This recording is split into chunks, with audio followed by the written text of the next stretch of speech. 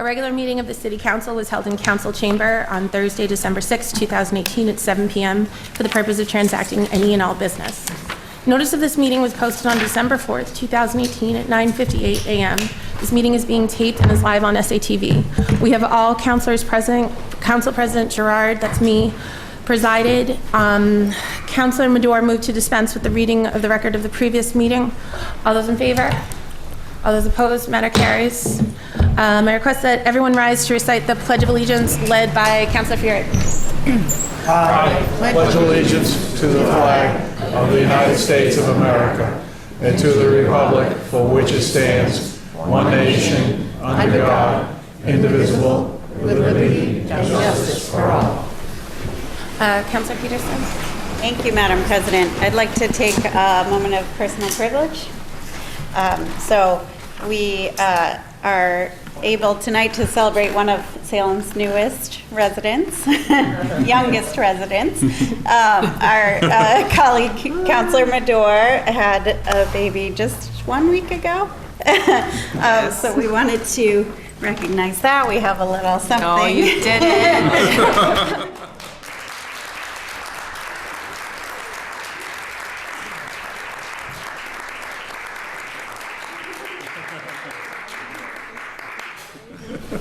I picked it up. Congratulations. And I imagine that everybody is feeling good and happy. Thank you. Councilor Flynn. Thank you, Madam President. I'd also like to have a personal moment of personal privilege to have a moment of silence for the daughter of Lieutenant Patrick Tobin, who recently passed away to cancer. Janelle Tobin was 22 years old. She was a senior at UMass, and I'd just like to have a moment of silence for her. For her and the Tobin family, and your thoughts and prayers, please.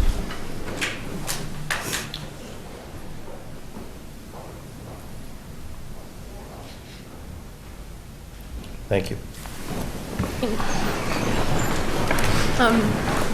So, public testimony. We have 6 or 7 people. First is Joe Magera. And so you can come up to the podium and then you will just state your name and address for the record.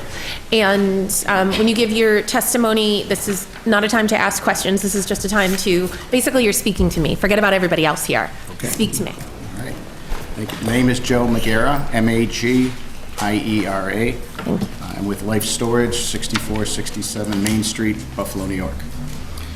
Ladies and gentlemen, my name is Joe Magera. I'm the Director of Construction Management for Life Storage. Life Storage owns and operates a self-storage facility in a B2 zoning district at 435 Highland Avenue in Salem. On August 12, 2018, our facility and surrounding area suffered from the effects of a flash flood. The water backed up quickly and stretched from our facility to the Walmart store across the highway. The flood impacted public safety and caused severe damage to our facility. All storage spaces on the ground floor, as well as our office, were under approximately 18 to 24 inches of water. Damage is in excess of $1 million, and we continue to experience lost revenue. In an effort to find the root cause of the flooding, we engaged the services of a civil engineer, Allen and Manger Associates of Woburn, Mass. Their services included investigating the existing stormwater drainage infrastructure within the area of the flood. Allen and Major's investigation revealed that the drainage structures and piping on Highland Avenue were found to be blocked with debris and in varying conditions of disrepair. The state of Massachusetts DOT is responsible for the maintenance of the drainage infrastructure. Allen and Major's report concluded that failure of the Highland Avenue drainage system severely affected the flood on the site. A copy of the report was given to the council prior to this meeting. We have contacted the State of Mass DOT to request a meeting to discuss the issue. It is imperative that they take action immediately. The issue not only affects Life Storage and our customers, but the neighboring homes and businesses as well. Therefore, we are asking for the support of the City of Salem. Our hope is that through your influence, we may receive a positive response from the State DOT and ultimately corrective action. As important as the need to get the drainage system repaired to prevent future flooding, so is the need for us to be able to further develop our property to a state that offers our customers a safe and protected environment for their possessions. Due to the flooding, we now anticipate the need to repair or replace our building foundations, improve subsurface conditions, and change the topography of our site. This will likely require the design and construction of a new 3-story climate-controlled building. Once we determine the feasibility of that, we will present it to the City Zoning Board for approval.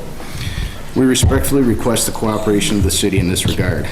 Please understand any remedial efforts at our property or neighboring properties will likely continue to be compromised if the highway stormwater system is not repaired or is not capable of handling the stormwater volume. Thank you. Thank you. Next, we have Darlene Mellis.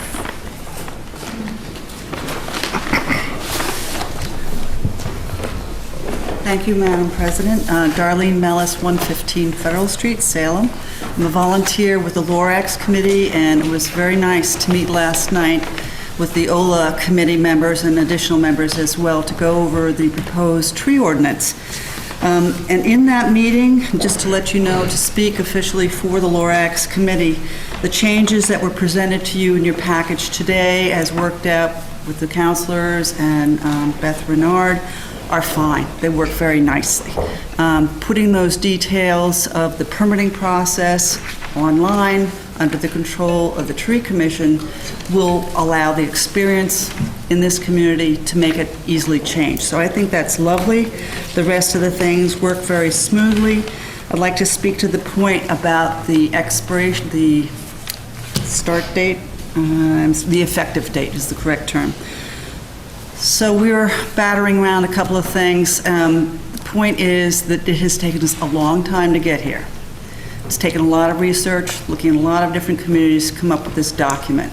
So if the committee, City Council in its wisdom, can possibly vote for the entire package as presented here with the effective date, that would mean that the Tree Commission could be created. You're going to have to find people, you're going to have to vet them, they're going to have to get their feet wet and start. That's good if they could get started in early 2019. It is fine that you don't go on to phase 2 until July 1st. Give yourself some time to do your financing, because these people won't have an idea of what they want to do. They need to think, okay? So this is an okay, good arrangement. No problem with that whatsoever. I thought a little bit about, I will be here to answer any questions that you might have when you bring this up on your document, but I wanted to point out a few things that I thought were useful for you to know, that the details are there in solidity. The purpose of the Tree Commission is to recruit the community, to get other powers and resources. And if you look at page 2 of your document under D, let me read it for your benefit. Allows the tree warden or a private organization acting with the written consent of the warden to plant trees acquired with public or private funds in the public rights-of-way within the setback from which the public rights-of-way, with acceptance of the property owner, for the purpose of improving, protecting, shading, or ornamenting the land. So it tells you that, like Northampton, you can eventually have a group that will approach a community and say, we're interested in planting trees here because we have a budget for it. We are augmenting the crews of the city. There was a gentleman standing up here last night saying, my business is in a certain area. I would love to make a donation, but will my donation follow and go where I would like it to go? And the answer, it's written on your last page. The donor gets to have a consultation. He has some control, he or she has some control of where that money goes. And then there's a lot of concern about invasion of private property rights, that trees might not be removed. I point you to the tree removal waiting period, section 4331, point number 2. The removal of a public tree is necessary and desirable in order to enhance or benefit the health or condition of other trees in the same site as confirmed by the owner's certified arborist of the warden. This is talking about, we're not just standing firm, we have to keep all the trees, it's manage your forest. If a tree has to come down because more will come along and it's following, then that's what you need to do. And in fact, if you look at, when we get into the protected tree, you will see that permits to remove protected trees shall not be unreasonably denied. The whole point is to get a professional arborist to the site for consultation. Maybe they can find a way to preserve the tree, or at least make some provision for trees coming along in its aftermath. So I think that there's a lot of meat to this ordinance that allows the city to fine-tune what it wants. Thank you. Thank you. Next, we have Polly Wilbert.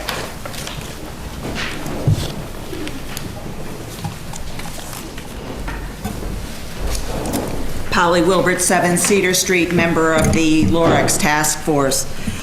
Tonight, we are asking the council to validate the hard work of the Lorex Task Force in putting forward a tree ordinance for the city of Salem. In early 2016, the city council asked that this work be undertaken. You and the mayor appointed the task force members who, over the ensuing 18-plus months, were joined by an array of caring citizens who joined us to focus and enhance this effort. Since 2016, there have been many meetings on this ordinance, how it should be structured, what it should do, and how it should achieve the goals that the council set out. At the table were not only good citizens of Salem, but also city managers, including our tree warden, Rick Renard, and our shade tree superintendent, Sean McCrae, and people with particular expertise like Kurt Reeder, a multi-degreed landscape designer and experienced member of the planning board. As 7 of you heard at last night's subcommittee meeting, we used for our models a number of other communities' tree ordinances so that we might benefit from their experience. And as some of you saw from last night's attendance, people care about this ordinance. Tonight, although we don't have everyone back for a second night in a row, unlike the council, we have a number of people who are here who worked on the ordinance or who came to the meetings to understand what was being done or to help, or who weighed in by email to value add. And I would like those people to stand up so that you know who they are. Please, those of you who came to the meetings, please stand up. So you can see that it's not just the few of us who were on the task force who were concerned about this effort. What is before you this evening, we believe, is a solid ordinance that will begin to accomplish what the council asked. Over the past few weeks, we know that you have read the text and considered its contents. We have endeavored to help you understand the work that was done through several supporting communications, giving you context, background, and we believe in understanding that Salem would be in good company with other communities that have already embraced legislation to protect and foster their tree canopies. We thank the council for your support of the Lorex tree ordinance and ask you to vote first passage tonight. Thank you. Next, we have Jeff Cohen.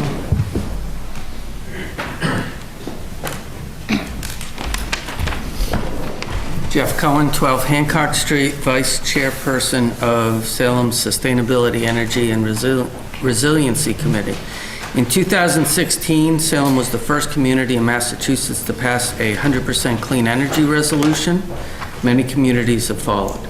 In 2017, this council agreed to change the name of the Renewable Energy Task Force to the Sustainability, Energy, and Resiliency Committee, primarily because as a coastal community that has already experienced the effects of climate change, we cannot just do it through wind and solar and other renewable energy. We have to make this the most resilient and sustainable community possible.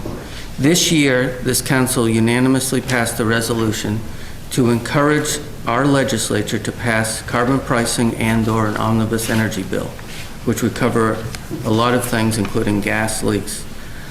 Unfortunately, neither one passed, but hopefully they'll be in front of the legislature again. Today, the Department of Energy Resources recognized Salem for its efforts as a green community, specifically the Salem Recycles, CERC, and the city government.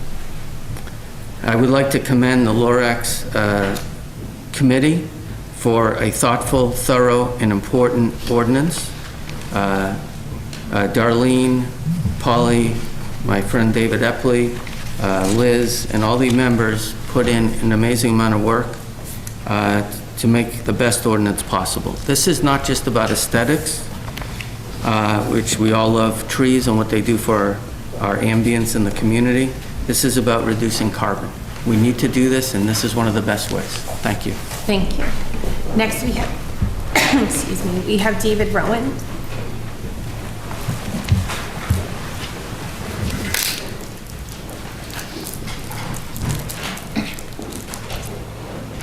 Thank you. Dave Rowan, 109 Columbus Ave.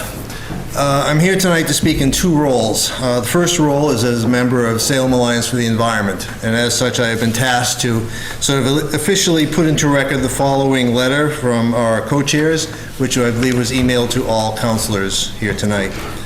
Dear councilors, SAFE wholeheartedly supports the draft of the Lorax tree ordinance that is before the full City Council. We respect the work that Lorax, Ola, and City Councilor Beth Renard did in revising the draft that was most recently submitted to you, and we appreciate that work that was done during the summer, fall of 2018. We hope that this draft will be passed by all appropriate bodies in an expeditious manner. Sincerely, Pat Kazember and Cindy Keegan, co-chairs of SAFE.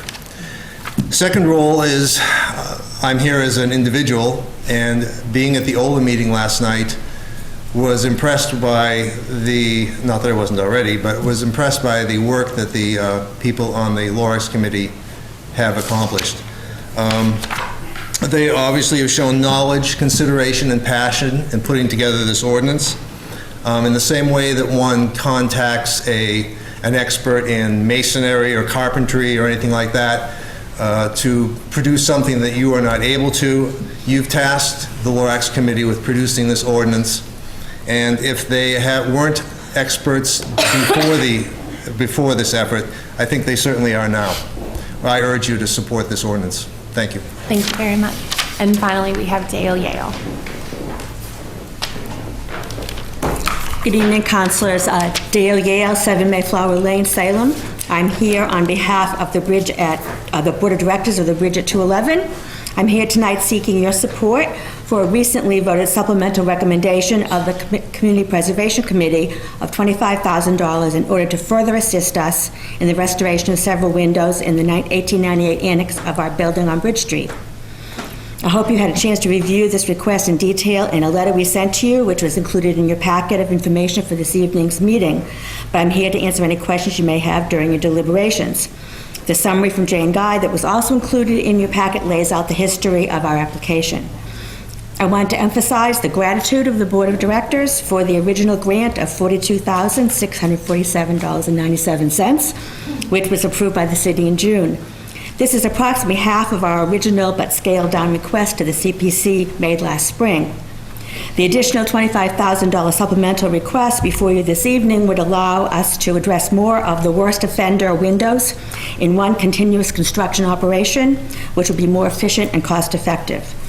The Board of Directors of the Bridge at 211 is committed to exploring additional fundraising opportunities in order to sustain and maintain the building while growing and expanding our programming for the benefit of the community. I also want to emphasize that in addition to the facade easement on the exterior, which has been held by the Salem Redevelopment Authority for many years, and the listing of the building on the state and federal historic registers, we are entering into an additional historic preservation restriction with the Historic Commission. There are therefore many eyes on what is being done in the building. The Board of Directors is working hard to balance the maintenance and preservation of this fine historic building on an important entrance corridor while providing a sustainable addition to the city's cultural community. We sincerely thank you for your continued support. Thank you. Councilman Doyle. Thank you, Madam President. I'd like to suspend the rules and move items out of order to page 4. To page 4, to appointments and reappointments. Appointments and reappointments. Yes. Held in the last meeting, the mayor's appointment of Ms. Catherine Miller of 15 Warren Street to the Design Review Board with a term to expire on March 1st, 2021. Councilman Doyle. Thank you, Madam President. I move for confirmation by roll call vote. Councilman Doyle moves for confirmation by roll call vote. Under discussion. Yes, very quickly. I I met Catherine while knocking doors last year, and I can't think of anyone more qualified for the seat on the DRB. She has a very impressive resume and has been raising her family in Salem, so she understands the value of design, especially in her neighborhood, which is a historic neighborhood. So I'm very glad that she's willing to take the time to serve, and I fully support her appointment. Thank you. Thank you. Any further discussion? Seeing none, on Councilor Medora's motion for confirmation by roll call vote, Madam City Clerk, will you please call the roll? Councilor Dibble? Yes. Councilor Dominguez? Yes. Councilor Flynn? Yes. Councilor Fury? Yes. Councilor Medora? Yes. Councilor McCarthy? Yes. Councilor Milo? Yes. Councilor Peterson? Yes. Councilor Sargent? Yes. Councilor Torrio? Yes. And Councilor Gerard. Yes.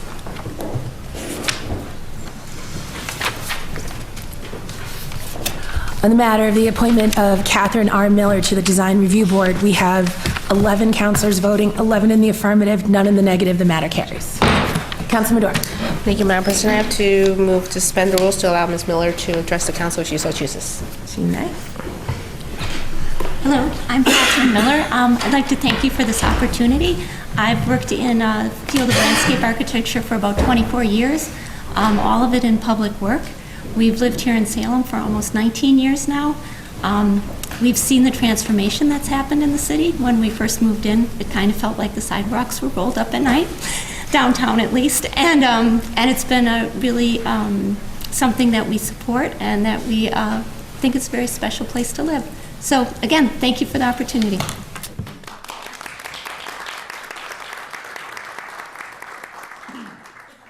Further appointments and reappointments. From the last meeting, the mayor's appointments of the following to the Salem Youth Commission: Chantel Fernandez, Luis Matos de los Santos, Deanna Alish, and Abigail Clark, with their terms to expire. Councilor Dominguez. Thank you, Madam President. I move to be confirmed by roll call. Councilor Dominguez moves for confirmation by roll call vote. Under discussion. Yes, every time I see the youth involved in our civic action, to me, it is a great feeling. I happen to know a few of the appointees, and they are very fine young people that need to be reflecting on who we are as a city. So I had to say that I only have positive and good comments about every one of them, so I feel happy about that. Thank you. Thank you. Any further discussion? Seeing none, on Councilor Dominguez's motion for confirmation by roll call vote, Madam City Clerk, will you please call the roll? Yep. Councilor Dibble? Yes. Councilor Dominguez? Yes. Councilor Flynn? Yes. Councilor Fury? Yes. Councilor Medora? Yes. Councilor McCarthy? Yes. Councilor Milo? Yes. Councilor Peterson? Yes. Councilor Sargent? Yes. Councilor Torrio? Yes. And Councilor Gerard. Yes.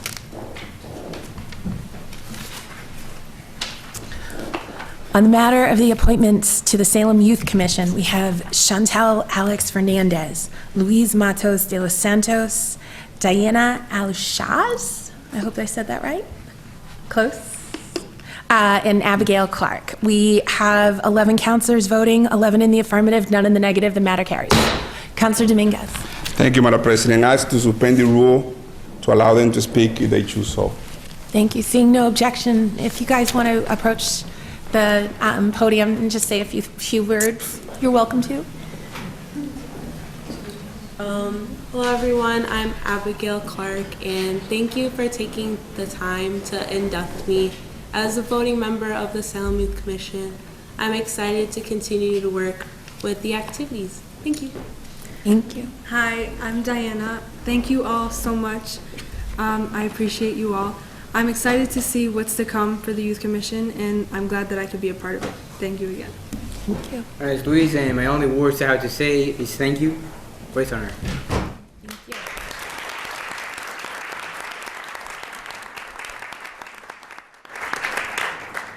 Further appointments and reappointments. Held from the last meeting, the mayor's appointment of Jimmy Heiserman of 51 Lafayette Street, Salem, to the Zoning Board of Appeals with a term to expire on May 1st, 2020. Councilor McCarthy.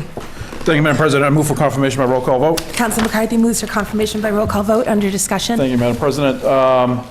I had the pleasure of meeting Mr. Heisman briefly before the meeting, and I just want to say, by reading his resume, he is going to bring a very unique perspective to the committee. He is business owners a couple times over, and he's got a broad base in high tech, and so I think is going to be. I think he's going to bring. And he lives downtown, which is another aspect of difference in the cross section of how the. Are you okay? Yeah. I don't know. Want to take a minute?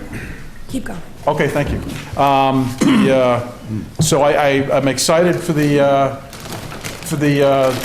makeup of the board and the ability that he will have to bring a downtown perspective and a total perspective as a business owner and someone who has a high-tech background. I think it's going to be a valuable asset to the board, and I wholeheartedly support the mayor's recommendation.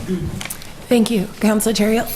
Thank you, Madam President. I also want to rise in support of Mr. Heisman's appointment. I've known him for a couple of years. He brings a really, really thoughtful, intelligent perspective to nearly everything that I've seen him approach.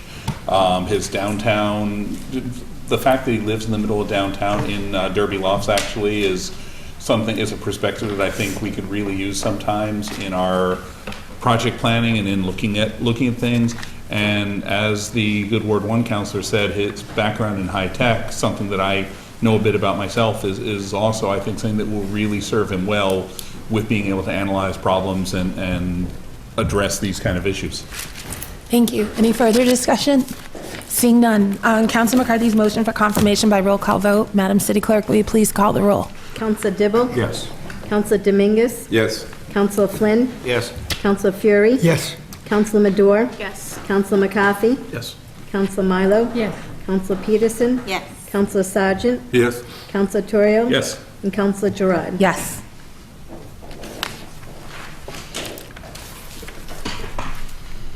Thank you. On the matter of the I'll take more of those. On the matter of the appointment of Jimmy Heiserman to the Zoning Board of Appeals, we have 12, wait, no, there are 11 of us. Okay. Only the last meeting did I lose track of how many there actually are. Wow. It's time to retire being the president. There are 11 councilors voting, 11 in the affirmative, none in the negative. The matter carries. Councilor McCarthy. Thank you, Madam President. I move for suspension of rules to allow Mr. Heisman to address the council if he so chooses. Seeing, In his pants. Well, yeah. seeing no objection, Jimmy, if you want to come up, you can.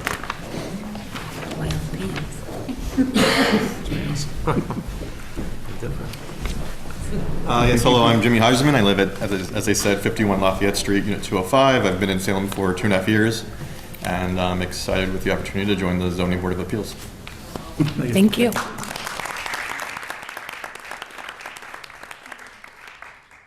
Further appointments and reappointments. The mayor's appointment of Cynthia Nina Soto of 6 Laurent Road, Salem, to serve as a member of the Scholarship and Education Committee with a term to expire on June 1st, 2019. Councilor Peterson. Thank you, Madam President. I move that this be held under the rules. Councilor Peterson moves that this be held under the rules. And Councilor Terrio. Thank you, Madam President. I move again that we go out of order to page 19 and address the second item, which a lot of people are here for. Okay, thank you. Second item on page 19, committee reports. Councilor McCarthy. Thank you, Madam President. City of Salem and City Council, December 6, 2018, the City Council, the Committee on Ordinance, Legal Affairs, co-opposed the Committee of the Whole, to whom was referred the matter of the purpose of an ordinance relative to the tree commission and award and public tree preservation, protected tree preservation, and references for the public protected trees, has considered this matter and recommend to send to the full council with a positive recommendation for first passage as amended. On acceptance of the report, all those in favor? All those opposed? Matter carries. On adoption of the recommendation, under discussion. Thank you, Madam President. I think we could just bring Miss Darlene Mellis back up, and she said everything I needed to say. We've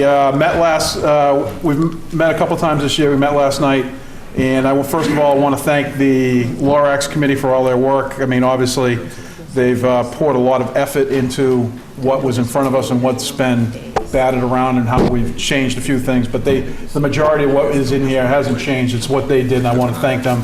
I want to publicly thank Councilor Eppley, who we jokingly called it the Lorax Committee when he first brought this in all his efforts to get this going, and the group as a whole. I mean, what's in front of us is very important. Everyone has a copy in front of them. It's what was amended last night. There was some changes to it. A lot of it came up in discussion. There was two matters that were discussed last evening that were not voted on by committee, so that's not basically what's in front of us as amended. A couple of things one thing in particular that, for clarification, that was brought up by Councilor Sargent, and then I kind of took the ball and ran with it a little bit, was relative to who's affected by this. I mean, obviously, we're all affected by trees, but when we get in public shade, trees are very important, that are in public way. But when it came down to private property, there was a lot of back and forth about that question, and it appeared on page 11 and on page 14 in this little blurb that basically said it only pertains to 4 or 5 unit residential properties or greater. Well, so basically means it doesn't pertain to single-family homes or single-family, like single-family, two-family. So it doesn't pertain to single-family, two-family, or three-family units. So when people talk about the ability for somebody to cut a tree down on their own property, if you live in a single-family home and you have a tree on your property and you think it needs to come down you want to put up a pool or garage or whatever the issue is, guess what? You can do it. You can do it today, you can do it after this is passed. But if you live in a bigger complex or a bigger piece of property, and there's a tree in that was Darlene referred to as that the public way 20 feet off the sidewalk, and you want to take down a tree that's of a certain size, guess what? You have to jump a few hoops before you do it, because it applies to the tree canopy. So, all that being said, I think it's great. It basically, when you read, if someone wants to actually take the time and read through it, which I have a couple times, but it basically highlights the need for trees, and we could spend all night. We spent 2 hours last night and a bunch of hours, and they spent countless hours in their meetings talking about this. But it promotes trees in what trees do and how trees are beneficial to us, both locally and globally. So, I mean, this is just do our little small part. There's 2 things that we need to basically address before we make first passage. Would be, because we did ask the city solicitor to do a little legwork for us last night after the meeting relative to 2 things that we didn't amend. One of them be section 43-03, amending the effective date as to July 1, 2019. Ms. Mellis alluded to that. Basically, that the ordinance will take effect once it's passed by second passage, will be the first of next year. That way the commission can be formed. But the part that we're talking about are the regulations, which is relative, we made that relative to the fiscal year as opposed to start next year, because if the commission forms and they want to do certain things, we don't know they don't have a budget. So they don't have any available funds. So rather than put the cart before the horse, we said, okay, why don't the motion should be, it can't come from me, it have to come from there. The motion would be to amend section 4303 for the effective date of July 1, 2019 for allowing budget and additional staff as shown in the last paragraph of the section. So the rest of the ordinance will take effect once adopted by second passage by rule, but that particular section wouldn't take effect if passed until basically the start of the fiscal year.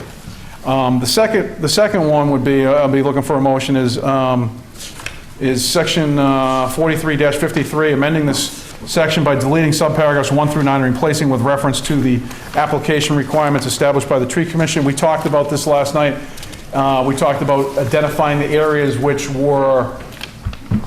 should come out of regulations and go into basically rules that the commission has jurisdiction over. So we talked about this last night. This is what and when the city solicitor went through it, this is what she pulled out to make it happen. So that would be reflective of the documents in front of us. So if someone could make those 2 motions, and we can vote on those and amend those, and then we can take up the whole. So moved. Thank you. Seconded. I wasn't going to read it again. Okay, so. But then once again, I want to thank the LORX committee for all their work. Everyone did a fantastic job on this. Okay, so Councilor Dibble, are you amending the 2 amendments? And you're seconding both the amendments, Councilor Terrell? Is that what just happened? Both the amendments? Great. Okay. Councilor Terrell. Thank you, Madam President. To be specific, we have specific language from the city solicitor, so for the amendment to 4312, section 2, I have to read it into the record because it's specific language. So the motion is to delete within 4312 composition, paragraph 2, which states, one member of the Park and Recreation Commission as designated by the commission, or if no member of the commission is available, an interested individual selected by the commission confirmed by majority vote of the city council, and replace it with one member of the Lorax committee, or if such committee shall no longer exist, an interested individual selected by the commission confirmed by majority vote of the city council. And that's changed, as the Ward 1 councilor said, that because the tree warden does not, and tree commission doesn't have jurisdiction in parks by statute, and the Park and Rec Commission doesn't have jurisdiction on non-park property. Okay, thank you. Councilor McCarthy. For clarification, just thank you. I want to thank, I asked the ward council to bring that in. This came up in discussions with the city solicitor and with a few members, specifically with regard to the makeup, because when I went through early last night after the meeting, I went home and went through it again just to make sure, and I double checked with the city solicitor. That was a question I brought to her attention, and where the commission doesn't have jurisdiction over city parks, because the Park and Rec Commission they're autonomous. They have total jurisdiction over all what they control.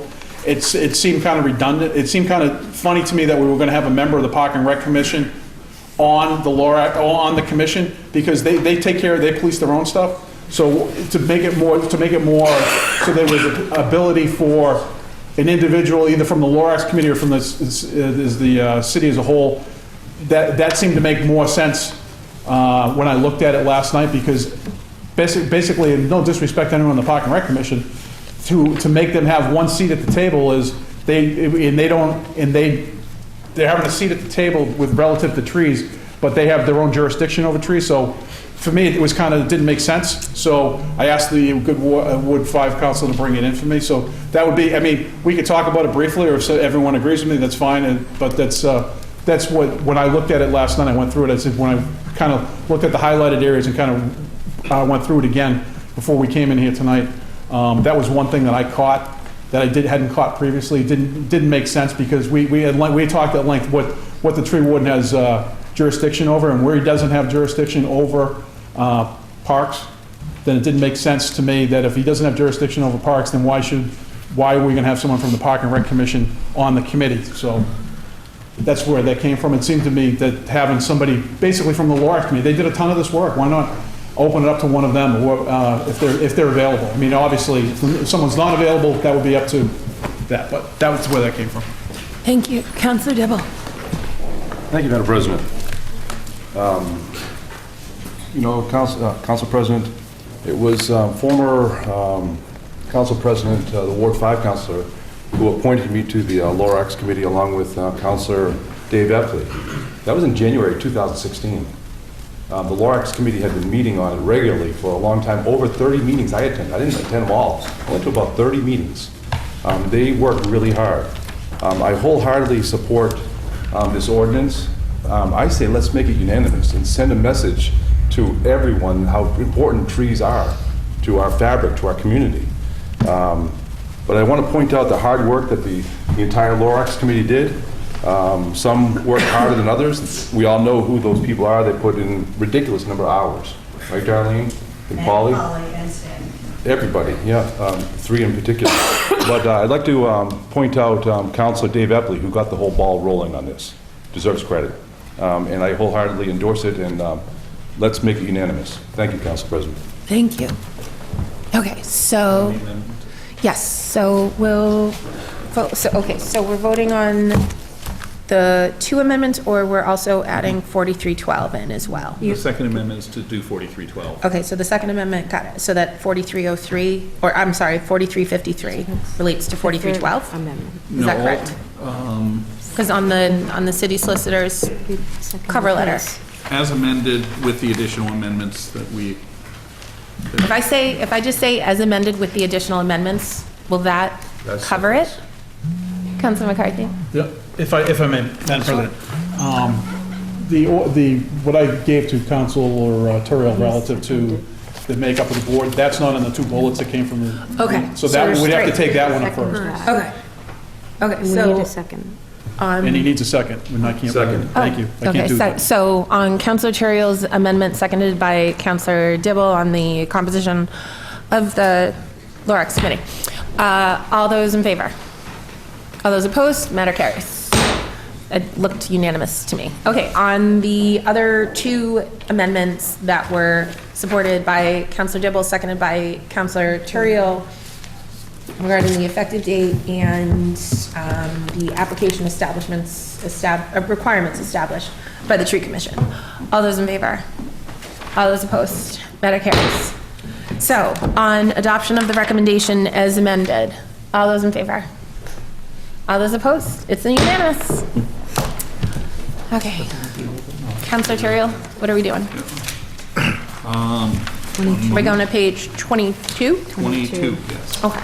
So move that we move, now go to page 22. Communications from city officials.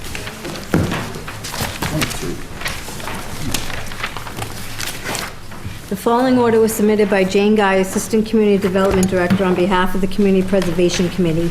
Ordered that $25,000 is hereby appropriated within the CPA funds for fiscal year 2019 to the accounts listed below in accordance with the recommendation of the Community Preservation Committee for restoration of 211 Bridge Street windows.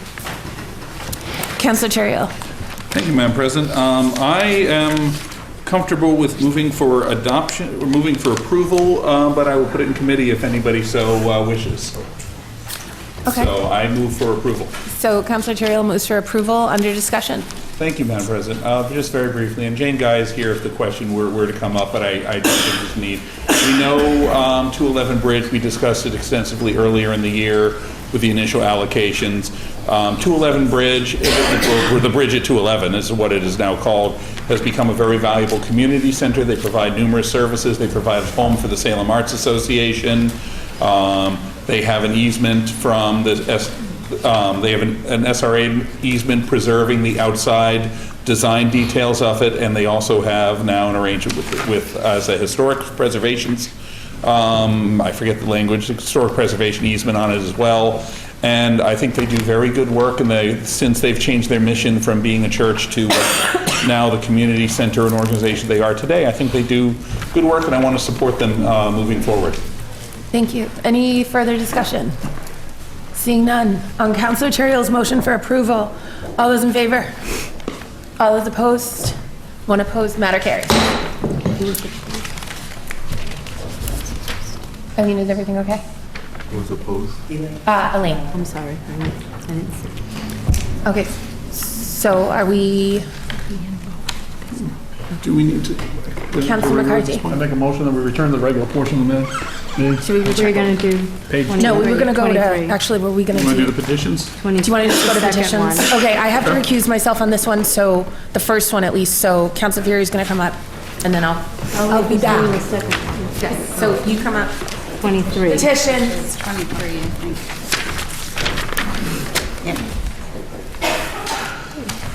Request from North, Yes, please. request from North Shore Medical Center to hold their annual cancer walk and use the city streets on June 23rd, 2019, beginning at 8:30 a.m.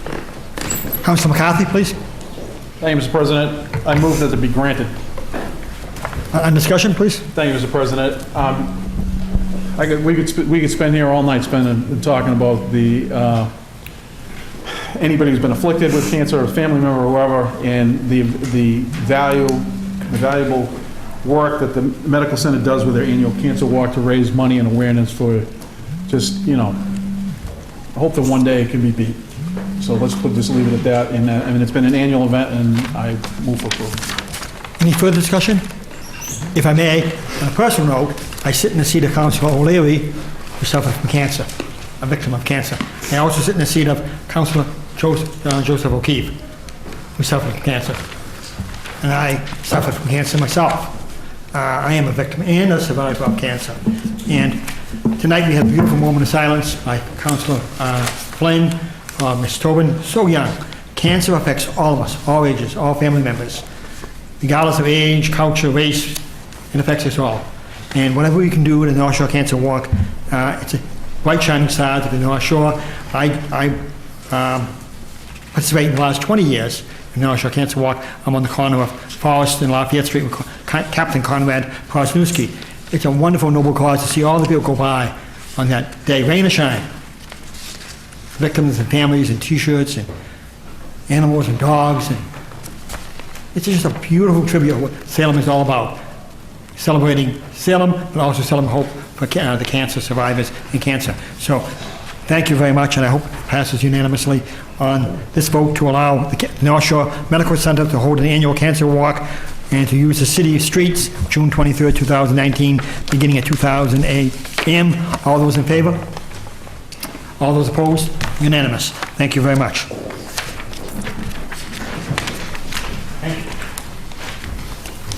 Further petitions. We have a communication from Life Storage to meet with the council to discuss flooding problems. Councilor Peterson.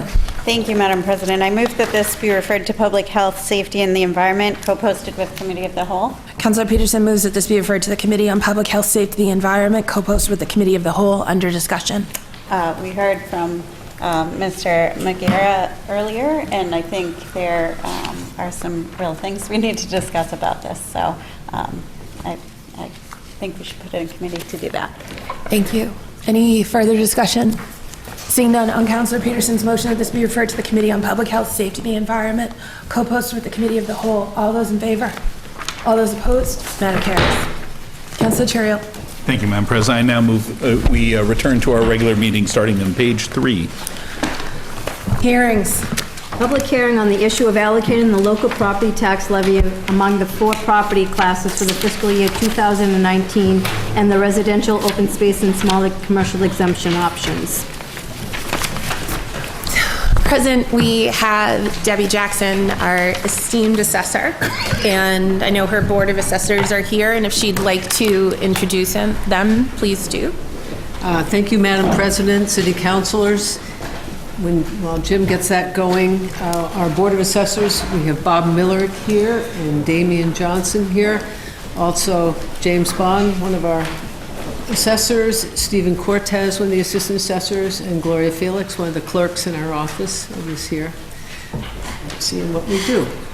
So tonight, as usual, once a year we come in here and it's time to figure out what the residential factor will be for the classification hearing. Let me just make sure this is working.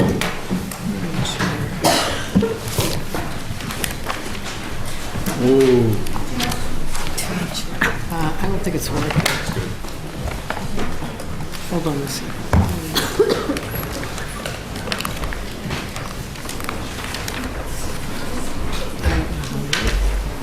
And I also want to recognize that the mayor has joined us as well. You're going to have to forward one.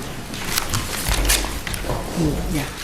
So basically, the tax classification hearing is once the properties have been classified and valued, the council will hold the public hearing, and the percentage of the levy will be determined, whether it's based on the different classes, whether do it as a straight rate or a split rate, which Salem has done for the last 20 years that I've been on the board. Every year we provide information. For the new counselors, some of the terms that I want to go through, even it's sort of the cart before the horse, but the levy is the amount that the city is raising through taxation, and the limit is the max amount that the city can get through taxation. Each year to the levy, it's last year's levy, usually plus 2.5%, and our new growth. And the ceiling, there's a ceiling which equals 2.5% of the total value, fair cash value of taxable real estate and personal property. And new growth every year, the assessors, all of us are out looking at new properties, building permits, inspections, uncovering condo conversions, additions, and that will increase the tax base. We'll go through that, but this year that we have about 1.5 million. The excess levy capacity is the difference between the actual levy and the levy limit. There are actually only 4 votes to be taken as far as the classification hearing, selecting the residential factor. We do not have open space, so there's no open space discount. talk about a residential exemption, which we usually have not done because we have such a high portion of owner-occupied, and a small commercial exemption, which we just have never usually supported.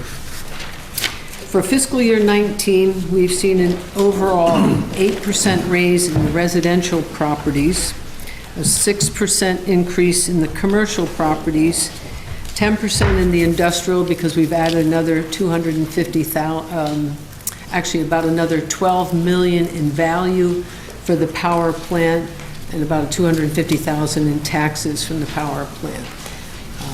Personal property,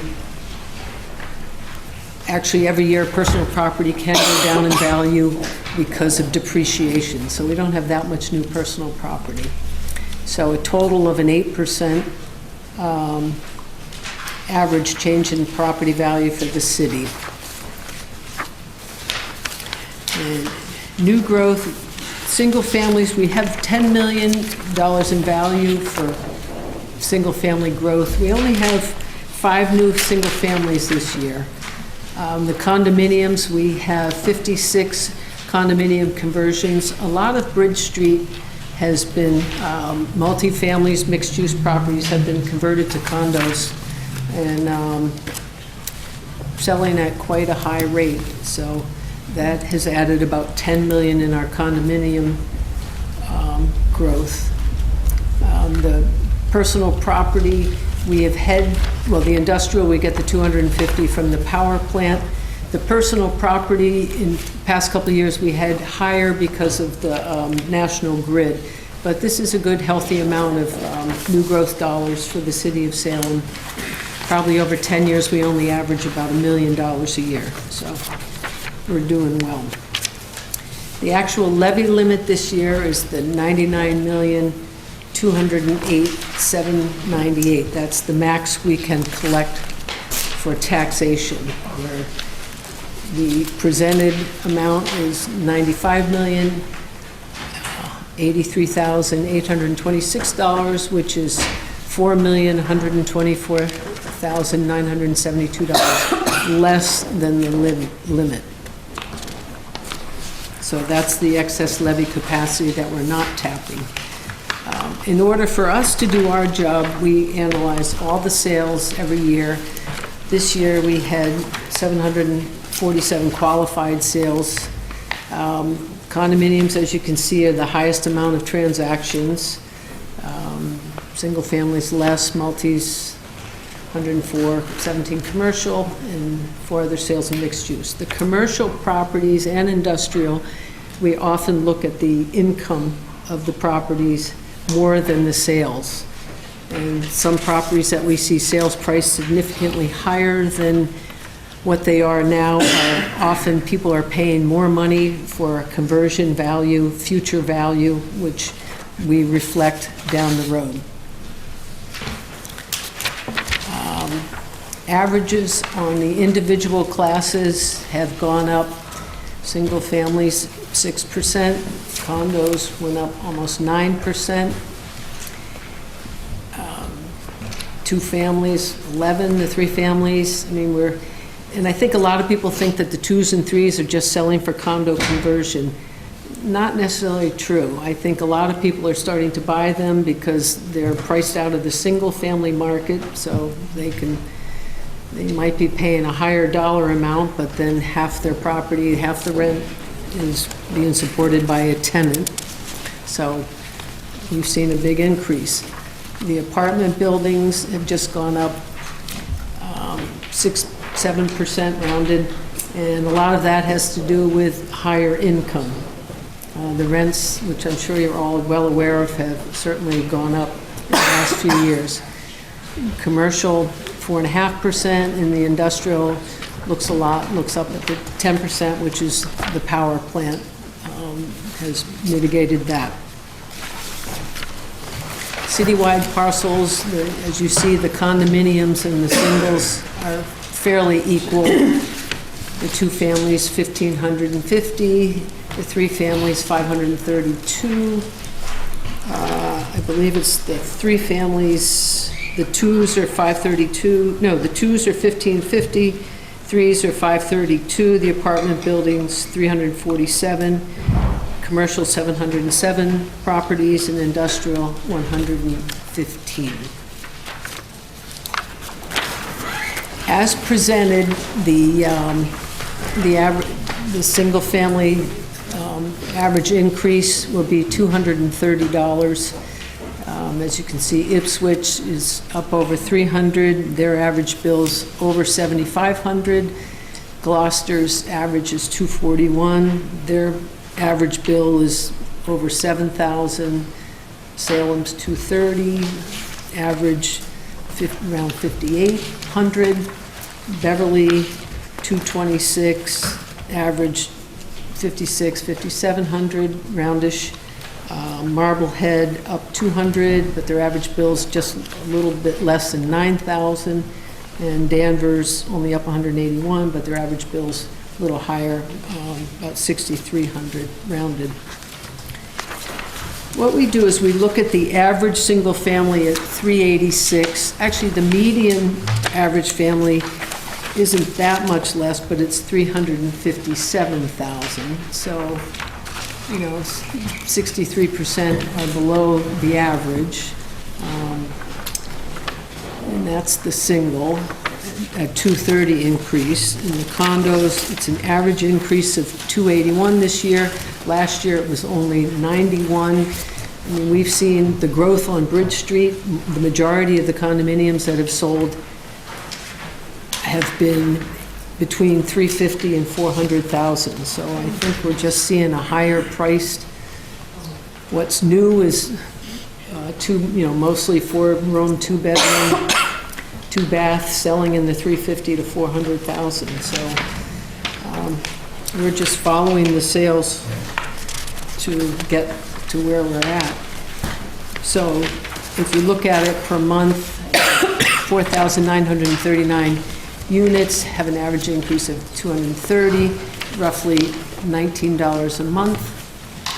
And the condominiums granted up 281, but roughly $23 a month. And they make up 75% of the residential units in the city. In the multis, the average value is $432,500 for a total increase of $546, but $273 per unit, so comparable, a little higher than the single family, but in line with the condo per unit. In the median is $417 on the 2 families. The 3-family, the average value is $473,300, and the median's pretty darn close at $465,400. And per unit, it ends up being $198 per unit, even though it's the $594 total. The average commercial value is $630,700, which will be about a $400 increase on average. The median commercial property is only $320,500. So in reality, the majority of the commercial units in Salem are a lot lower value than the average. The average obviously takes into consideration a few of the extremely large properties in the city, so it skews it a little bit. Historically, in the last 20 years, we've had our ups and downs. The residential properties are still increasing higher than the commercial and the personal, and the percentage of the properties are at 83% versus, I'm just getting ahead of the slide here. No, it's 84% is residential, commercial, industrial, and personal property only add up to just a little below 16%. Hence, historically, Salem has recommended a split rate on our taxes. This year, the recommendation by the mayor is 1.7, which would create a residential factor of 0.86877, What this does is it takes the residential, it taxes the residential, instead of at the 84%, it gets down to 73.16, raises the commercial from 9.35 up to 15.9, the industrial 2.65 up to 4.5, and the personal property 3.79% up to 6.44%. And lastly, the rates for the residential would be $15.10, for the commercial, $29.55. That's really all I have as far as the PowerPoint. I'm sure you have some questions. I'll open it up to counselors first, if any counselors have any questions. Any counselors have questions? Counselor Dibble.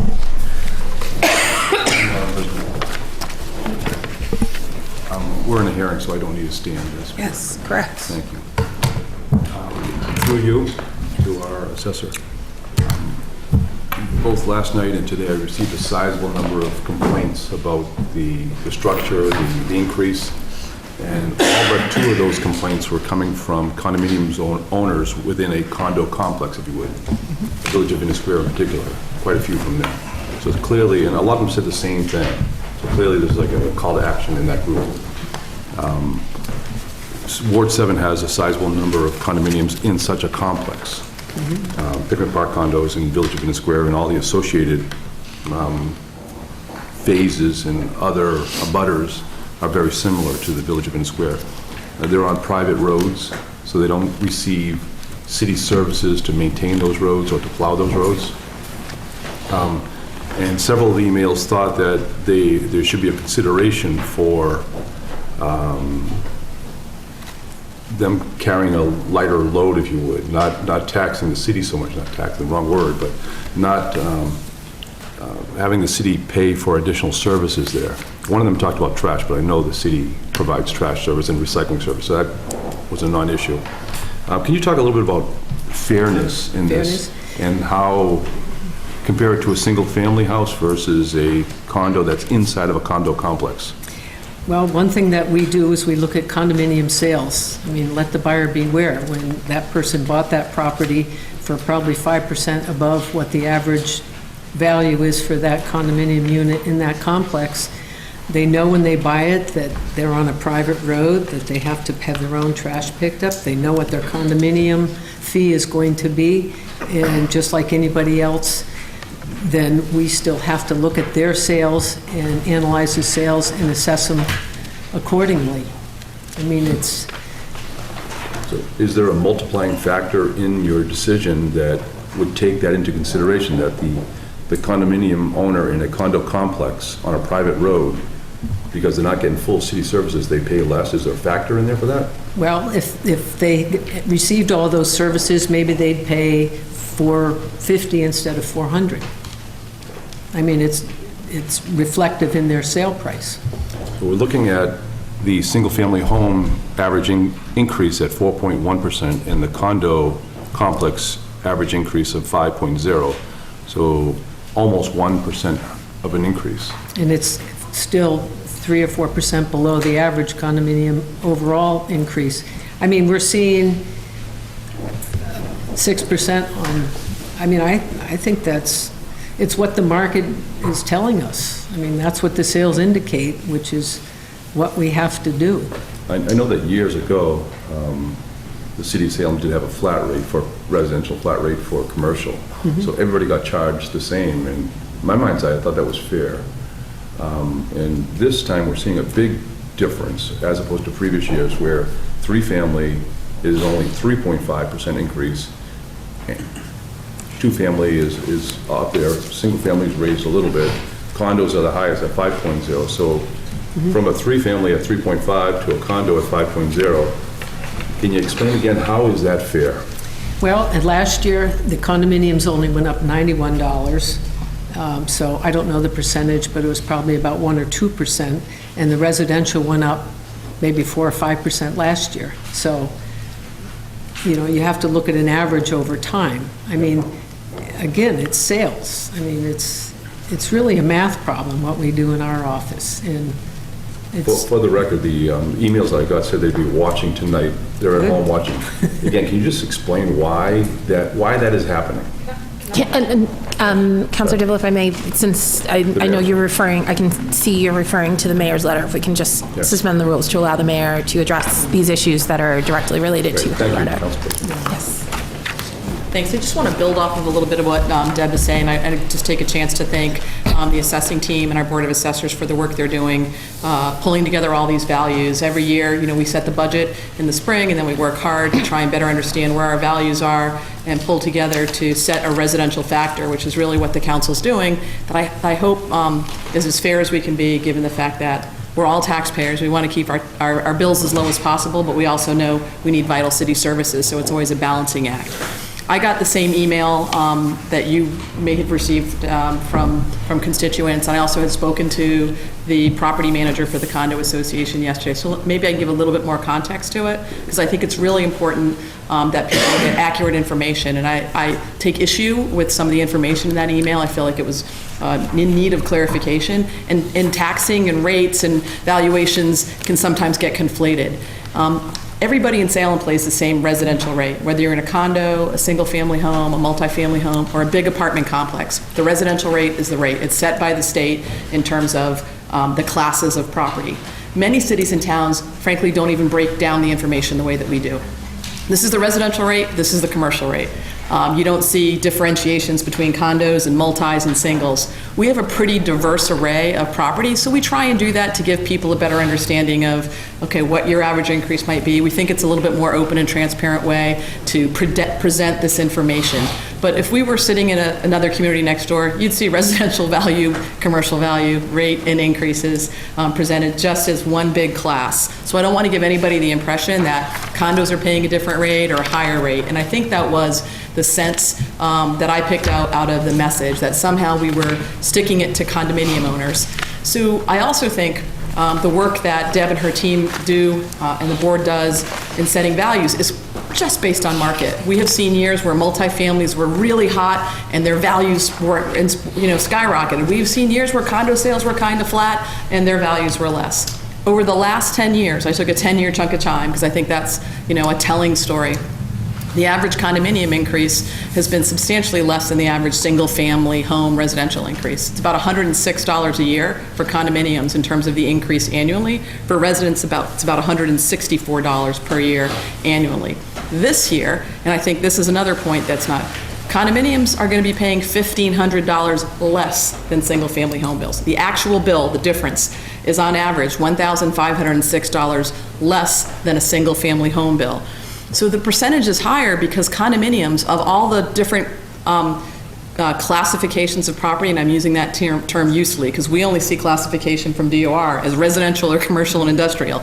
But if we're going to break down residential a little bit further for our purposes, condos have been the highest value this year at 8.9%. They're doubled commercial property values. It means that condos are hot. People are moving here, or there are new ones that are being built that are selling at high prices. It's an asset that people own that's increasing in value. So this year, their increase is a little bit higher percentage-wise. What they're actually paying is $1,500 less, and over a 10-year period, their average is considerably less than what a single-family homeowner is paying. I think I did provide council just before your earlier committee meetings with an update on some of this information, because I definitely want, if people are going to be mad at us about taxes going up, they certainly can be, but I'd like them to at least be mad at us for the right information and with accuracies. I did also speak with the property manager around, well, we don't get the same city services, and definitely some of the roads are private that some of the condominium owners bought property into. Many condominium owners don't want to be responsible for yards and common space and plantings and landscaping, and that obviously contributes to their condo fee. But all of the roads and all of the city services around them and every other city service, we provide. So you can't get to anybody's condominium without going over city public roads. The same police and fire, the same educational system is utilized. So I understand this idea that, well, our roads aren't maintained. If they want to bring their roads up to public standards, there's a schedule, and you know this, Counselor, an allowance that if they would like to do that, that can be a petition that they bring to the city. A lot of places want to take care of their own services because, frankly, they want maybe a little bit higher service than we can provide on an average basis, or people buy into that full package of, I don't worry about my lawn, I don't worry about somebody plowing the sidewalk, those are services that are taken care of, and that's picked up by the condominium fee. We haven't changed that. That certainly has been the case since, condominiums were created. If anything, back in the 90s, we took on the task of picking up trash and recycling. That wasn't always something the city did, and we do now that. So we do that now as a means to say, no, you're akin to a single-family home. We're going to pick that fee up, and it was pretty costly for condominium owners. So I hope that kind of further explains it. I would also say, since I'm here, I think the biggest thing we can do to help impact and reduce the burden on property owners is support, new growth, particularly new commercial growth. The key for us, we know that the budget this year went up 3.6%. Those of you who are on the Finance Committee, a 3.6% increase. Over half of that are fixed cost, health insurance, pensions, things that we know we have to pay every year and frankly typically go up every year. So the things that are within our discretion are usually the items that we want to spend more on. Can we fix more sidewalks? Can we, keep up our parks in better shape? Can we, do the sort of discretionary things that contribute to the quality of life? And that takes tax revenues. Over half of our revenues into the city for all services come from property taxpayers. We do everything we can to leverage that, but new growth is pretty critical. This year we had $1.5 million in new growth. Some of that is a great job by assessing, going out and making sure we're looking under every door and hood to make sure we're properly assessing people. But we need about $1 million in new growth every year just to keep up with those expenses that I talked about earlier that are fixed costs. So when we want to do all that we can to reduce that burden, I think part of that is really trying to embrace opportunities for new growth to come in, particularly commercial, mixed use, that help reduce these burdens substantially on particularly residential property owners, whether you're a condo owner, a single-family homeowner, or a multifamily homeowner. That's really a key critical point. Does that answer some of those questions or clarify things a little bit better, Counselor? Very good job. I want to point out you had made one error. It was 1990s that we had recycling added. It was after 2000 that trash was added for free to the condominium owners. Thank you for that clarification. That's not a big deal. The chart that your assessors showed up there had one thing missing. You mentioned the abutting towns in your presentation just now, but Peabody's missing from that list. I just wonder how do we compare to the city of Peabody? Because we're hand in hand with Beverly. Well, I'd love Centennial Park, I'll say that. I do have a list here. We've gotten like the 16 communities by sort of adjacent to us. We sort of tend to keep the same communities in the mix to look at comparisons. And we're about right in the middle in terms of the increase. So the average increase this year in the 16 communities adjacent and nearby us was roughly $261. We are about 12% lower than that. The average change by percentage, we are lower than that. And the average estimated bill amongst these communities is $6,700 and change, and we're almost 15% below that. So when you look at the rankings in terms of where we are, we certainly never want to be at the top of the list in terms of increases.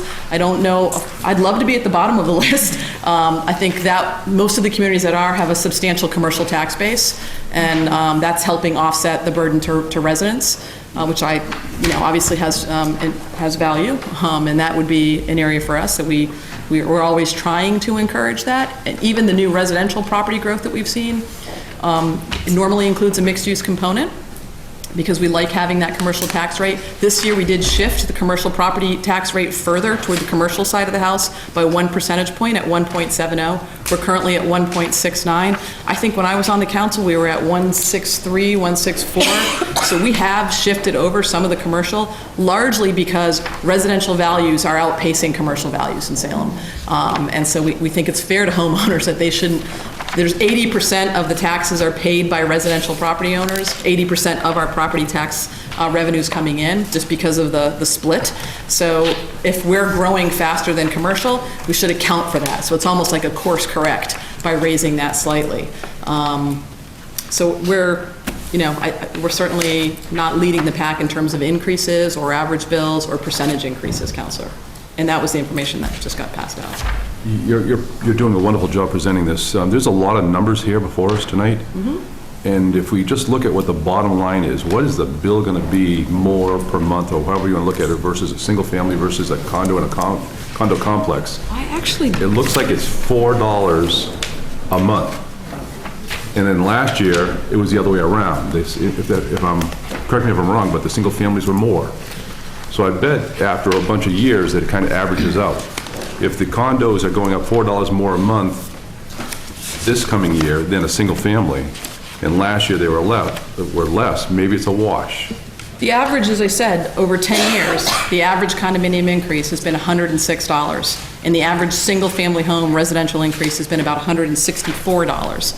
So over a 10-year period of time, the single-family home is... It's not quite equal. The single families are paying more. They're paying more on an increase, and they're paying more on their average tax bill. There's a $1,500 difference. If you live in a condominium, your average value is less than if you live in a single-family home, which makes sense. You normally have land associated with, a single-family home, and so their values are not equal. So, correct me if I'm wrong, it's the last issue I have, Madam President, is... You have the floor.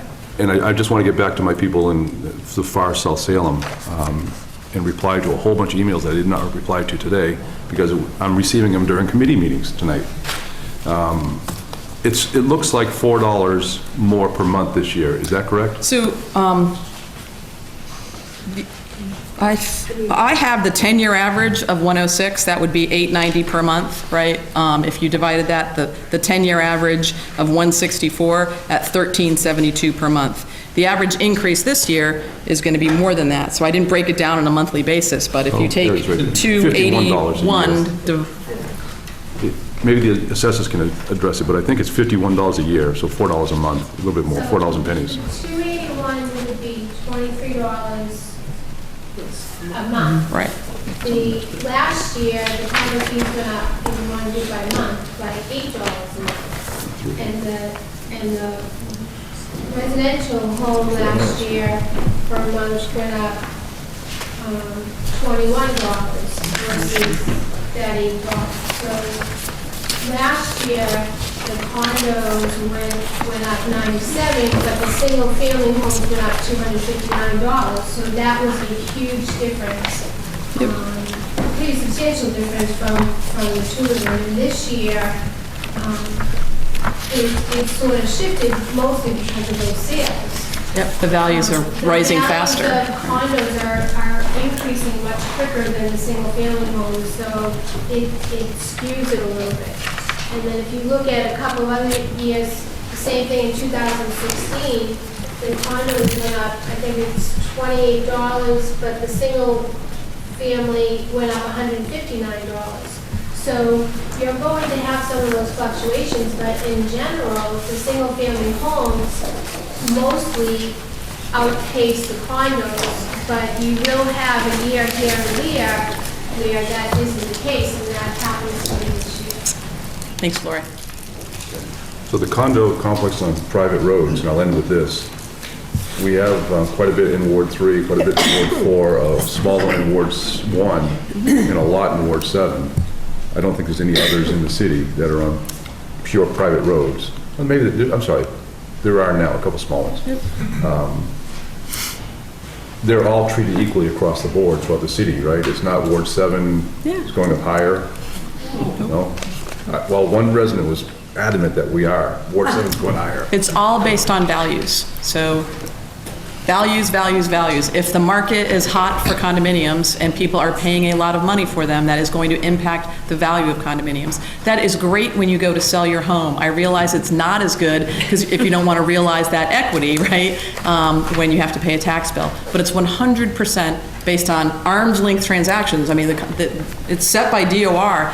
The Department of Revenue has to approve our valuations. If they think that we've been too aggressive and we're hitting residential home values too hard, they will let us know. If they think that we're not aggressive enough and that we're purposely deflating values, they will let us know. And I will say to anybody in this room, I will buy your house at its assessed value. Anybody, right? Because I can turn around and sell it at market rate. So our values are a little bit below market rate. I would not say that to a commercial property owner, but I will say that to a residential property owner.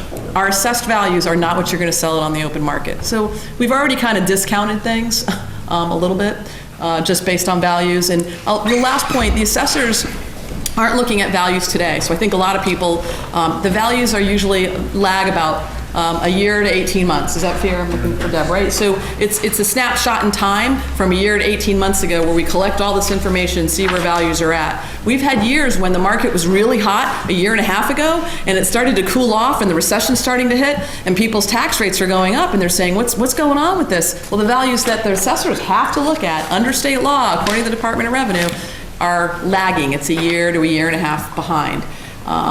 And then when values start to go up, you get the upside of that because we're looking at the values from the year and a half when things were a little slower and values may have stabilized. I mean, I think it's fair to say in Salem, we've never seen values really go down. We haven't had, I mean, maybe in that big burst in the 80 bubbles when everybody's were, but generally our values are increasing. I think the quality of life here, we're becoming a more desirable place, the whole greater Boston real estate market, lots of pluses. It does factor into what happens with your valuations though. And it's not by ward, it's really by what the market is showing. I knew the answer to that question. Thank you, Mayor. Okay. Madam President, I've asked a lot of questions here, and I'm sorry for hogging a lot of time. I'll yield to the other councilors who might have questions.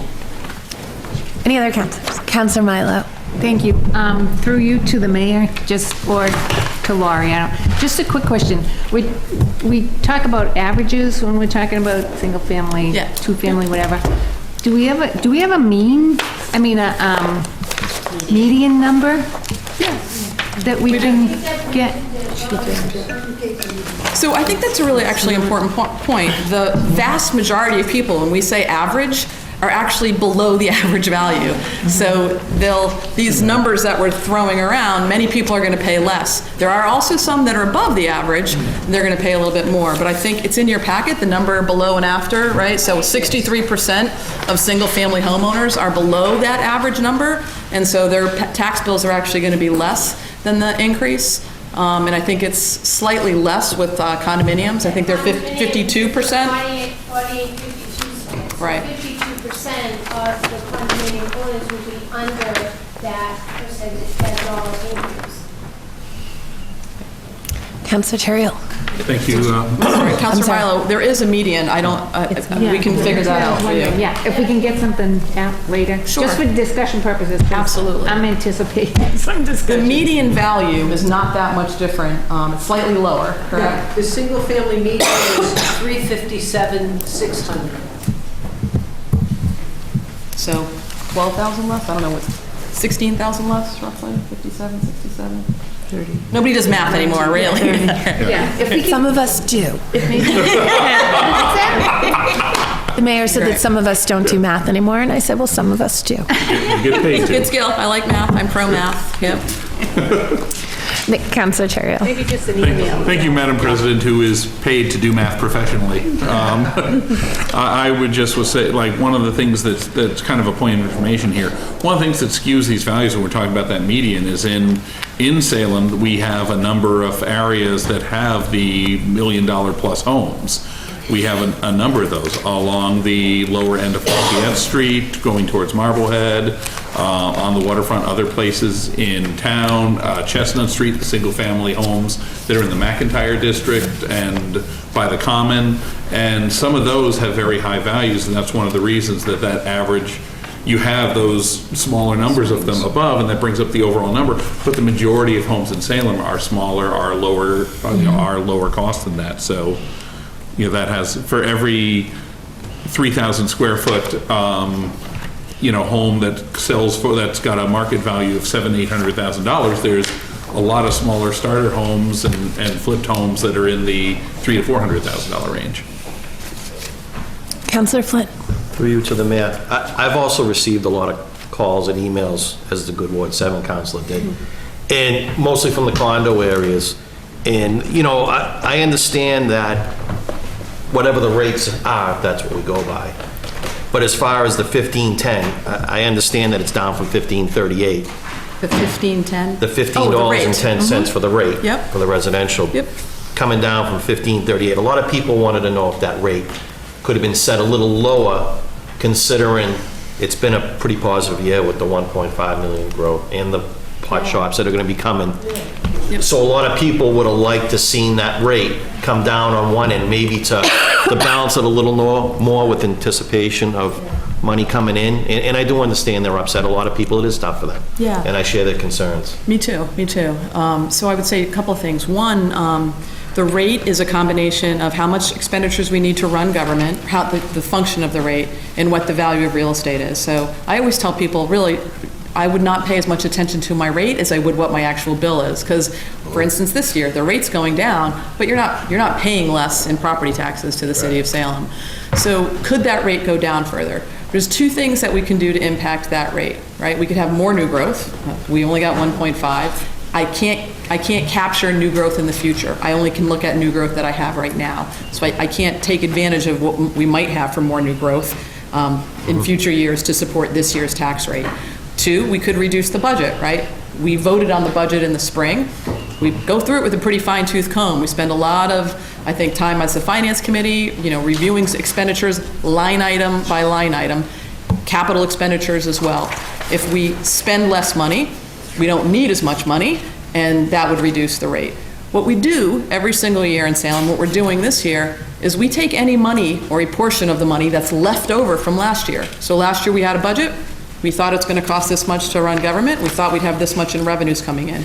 If we have revenues that come in a little higher or our expenses are a little bit lower, that leaves us some free cash. So we take a portion of that free cash, not raiding the entire kitty, because we're going to need some of that this year in case there are unforeseen expenditures, more snow than we thought. We've got some free cash request in for you this year for things that come up mid-year. But we're taking almost $3.2 million between free cash, what we call the revenues that come in from receipts reserved, and we've got some surplus in the overlay account. This is money that was set aside to pay for any abatements that we regret, that we are going to receive, that are unutilized. So the assessors take a look at, we think whatever we have right now, there's a surplus there that we can use to help reduce the gross amount to be raised from taxation. So our budget went up 3.6%, so I don't think we're spending money crazily. We're taking anything that's really left over, a healthy portion at $3.2 million, to reduce that and help that rate go down. And the last thing I'd say is, I think we're a community that also really wants to do everything we can to make sure that we're spending dollars wisely. So the combination of, you know, lower budget increases, maximizing growth revenues, and capturing some of those free cash is one of the ways that I hope people realize we're trying to be judicious with their money. I mean, this isn't my money, right? It's collectively the money that we raise through taxation. The last point I think that I want to make is our levy limit. That's the maximum amount that we can collect through property taxes. Many communities tax to the max, right? There's actually was a big debate going on in Haverhill about whether we should tax to the max. We could tax property owners another $4.2 million. I think we're below the levy. And we were $30,000 below the levy when I took office. So we were taxing people to the max, all right? We had $30,000 cushion. We don't tax people all the way. There's $4.2 million we could spend right now on capital, on one-time expenditures, and there are plenty of communities that tax to the levy, don't leave any dollar on the table, because once you leave it on the table, you can never get it back. It's not like next year I can say, well, I had 4 from last year, let me get another 4 this year. That's it. So we're trying to be thoughtful about what those expenditures go to. We have needs we want to try and meet, but I don't think we want to not have equipment needs. We don't want to have a well-trained force. We are fully staffed in police and fire. We want to adequately spend for the things that are important in our community, but we also want to be mindful of the impacts it has to the people who are paying those tax bills. So I guess that's a long answer of saying this rate can't change. I think we have done a lot. If we didn't add another the $3.2 million that we're adding from the combination of reserves that we have, that rate would actually be higher. And based on what you were saying, that levy capacity, for instance, that would add approximately another $200 more on each average single home. So we've already- If we wanted to access that capital of that levy, the tax bills would be $200 higher. I don't know if it makes anybody feel better that we could have taxed you $200 more, but we're not. But I think it's evidence that we are not just spending money because we have it, right? We're not just saying we have, we can tax more. We're really thoughtful about the growth of the budget. We're trying to be mindful that we know somebody's got to pay for that at the end of the day. Councilor Madore. Thank you, Madam President. I have a question for Deb. I might have missed this earlier, but the increase in valuation for commercial properties, industrial properties, is that mostly due to the power plant? The increase, yes. Okay. But overall, I noticed that what was it, page on your slides?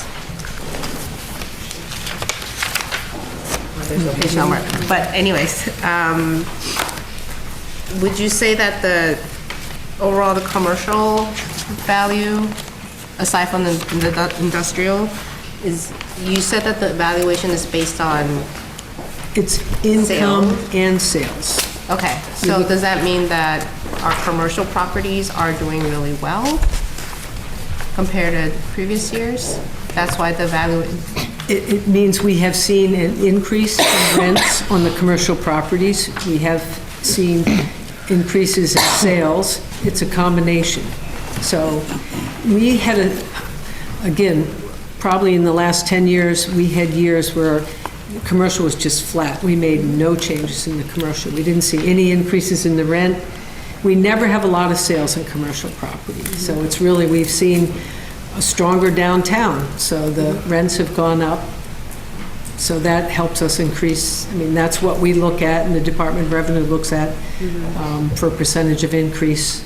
So overall, almost a 5% on the commercial. Whereas last year, I bet it was only 1 or 2%. Off the top of my head, I don't know. And do you have a sense of whether the rents are mostly office space or retail, or where are you seeing the biggest growth? I mean, we're seeing most of it downtown. I mean, a lot of the increases of downtown. Some of the bigger properties are definitely, I'd say, office. We're seeing a higher capacity. We're not seeing the vacancy that we used to see, so not necessarily, I mean, maybe not even that much of a higher rate, but where you had vacant offices a couple years ago, they're now occupied. So it's... And I didn't see any data on the average tax bill for the commercial properties. Do you have that? The average tax bill is about, I think it's... Average, not median. I think it's about, well, at 600, well, I can figure it out. What's the average value? 603? 630. 630. 630 divided by 12. I can't do it. The average bill is about $18,000, $18,630. And with the proposed shift? For a $400 increase from last year. Okay. Thank you. Councilor McCarthy and then Councilor Peterson. Thank you, Madam President. Through you, Deb, I'm going to harken back to the days when Councilor O'Keefe was here, and said, because I know the maximum the shift can be is 1.75, and he was like, every year he try to make a motion to change the shift, and right now we're talking about, and I think when I first started, I don't want to say it was like 1.65 or 64 when I first started, somewhere in that range. And we're proposing 1.7. Can you, for the clarification, if we maintain the shift, the 1.69, how much would the bill have gone up? The bill would have gone up to 241 for single family. We just deal with the single family, that's fine. So 241? Rounded 242. So if we kept it where it was, the average bill would have gone up another $12 or whatever it was on the average? Yes. And so if we were to entertain the idea of making the shift go even higher, how would that affect it? Because I know, you have to understand, because I understand that once you shift, it takes it from, it's basically moving the money from one place to the other, so that you put more of a burden on the commercial. So I know it's a balance, but. It's about $12 per shift. Point. Per point, and it adds a little over $100 per shift for the commercial. Okay. And if I may? To the mayor? There's also, there's been a lot of, I feel it's great that people are involved and citizens are concerned. Obviously when someone, you pick up an article in the paper and you read that, but some of the other social media outlets are talking about the fact that our rates are going up because the mayor and the city council are giving away downtown to the developers. By, this HDIP proposal. And can we for those of us who've been in the room and having the discussions and going to the meetings and with regards to, HDIP, it's a tool that's provided by the state to gateway communities in order that these properties, and a lot of these properties that we're talking about are properties that aren't even on the tax rolls, that are properties that are, the courthouses or potentially, can we talk about, that we're not giving anything away per se at our local level. It's more of we're providing them with an incentive tool that will help take those difficult properties and bring them back onto the tax rolls in some cases. Yeah, exactly, Counselor. I'm really glad you asked that, and let me clarify, because when people hear tax incentive, I think they feel they're paying more and somebody else is paying less, and they're paying more at their expense, right? You're paying less at my expense. The way the state of Massachusetts allows cities and towns to take into account tax incentives, whether that's a TIF, which we're able to do through the tax incentive financing program on commercial property owners, of which I think we've done a dozen when I think about the new growth on Swampscott Road and properties that are being developed, or even through the Housing Development Incentive Program, HDIPs. The bottom line taxes that anybody is paying on any of those properties remains in place, and any incentive is off the increase that they would pay. For instance, if a property like, I'll take the HDIP, like the courthouse, they're currently paying zero, they're not helping us at all. When they get redeveloped, this is a hypothetical number, let's say their new tax bill would be $100,000 when they were fully developed. Instead of paying $100,000 that first year, they would pay $95,000 or $90,000, depending upon what the TIF is negotiated. It is on the new growth. So it never impacts the balance in terms of the foundation. When we gave a TIF to Doyle Sailmakers, I'll use them just as an example, whatever the developer, that development, whatever that property was paying from commercial property taxes remained the same. They then made a bunch of investments. They built out a whole new sail loft, really cool place. Same thing with Jacqueline's Cookies, same thing with thermal circuits. Hotel Salem, they're making an investment that's increasing the value of that property, and their tax bill's gonna go up. All we did was give them a little bit of a crew cut, and I mean little bit, so that they don't go up quite as fast. Instead of paying that brand new amount right from day one, that's all that new growth we're capturing, that number we talked about, we let that happen over time. So it might be 5 years or 10 years, depending upon the arrangements for the TIF, that their new growth number kind of edges up a little bit slower. We're still capturing those new dollars, but just over a shorter period of time. The reason it has value is usually not so much about our tax benefit or tax incentive. It's really the state that gives them a larger tax incentive for manufacturers, for housing production. But the state requires, if we're going to give an incentive, we want the cities and towns to also show that they support this project and help bridge the development and have it come together. So just so we're clear, whatever that property owner is paying, it's as if they hadn't made any investment, that would be what we'd be collecting from them. If they're making an investment, we might not collect the full amount in that investment for over a period of time. And it's only done for things that we're trying to incentivize, and only done after it's a negotiation and each individual project is measured. If those housing dip dollars weren't there, many of those projects wouldn't go forward, and we'd still be collecting zero. So if we can use those dollars to leverage new growth, you're much better, much better off. And especially things like a hotel that pays hotel motel tax revenues and meals taxes, so none of which are discounted. So it's a real win. Is that, you know how it works, so, yeah. Thank you. Yeah, thank you. Counselor Peterson. Thank you, Madam President. Through you to the mayor.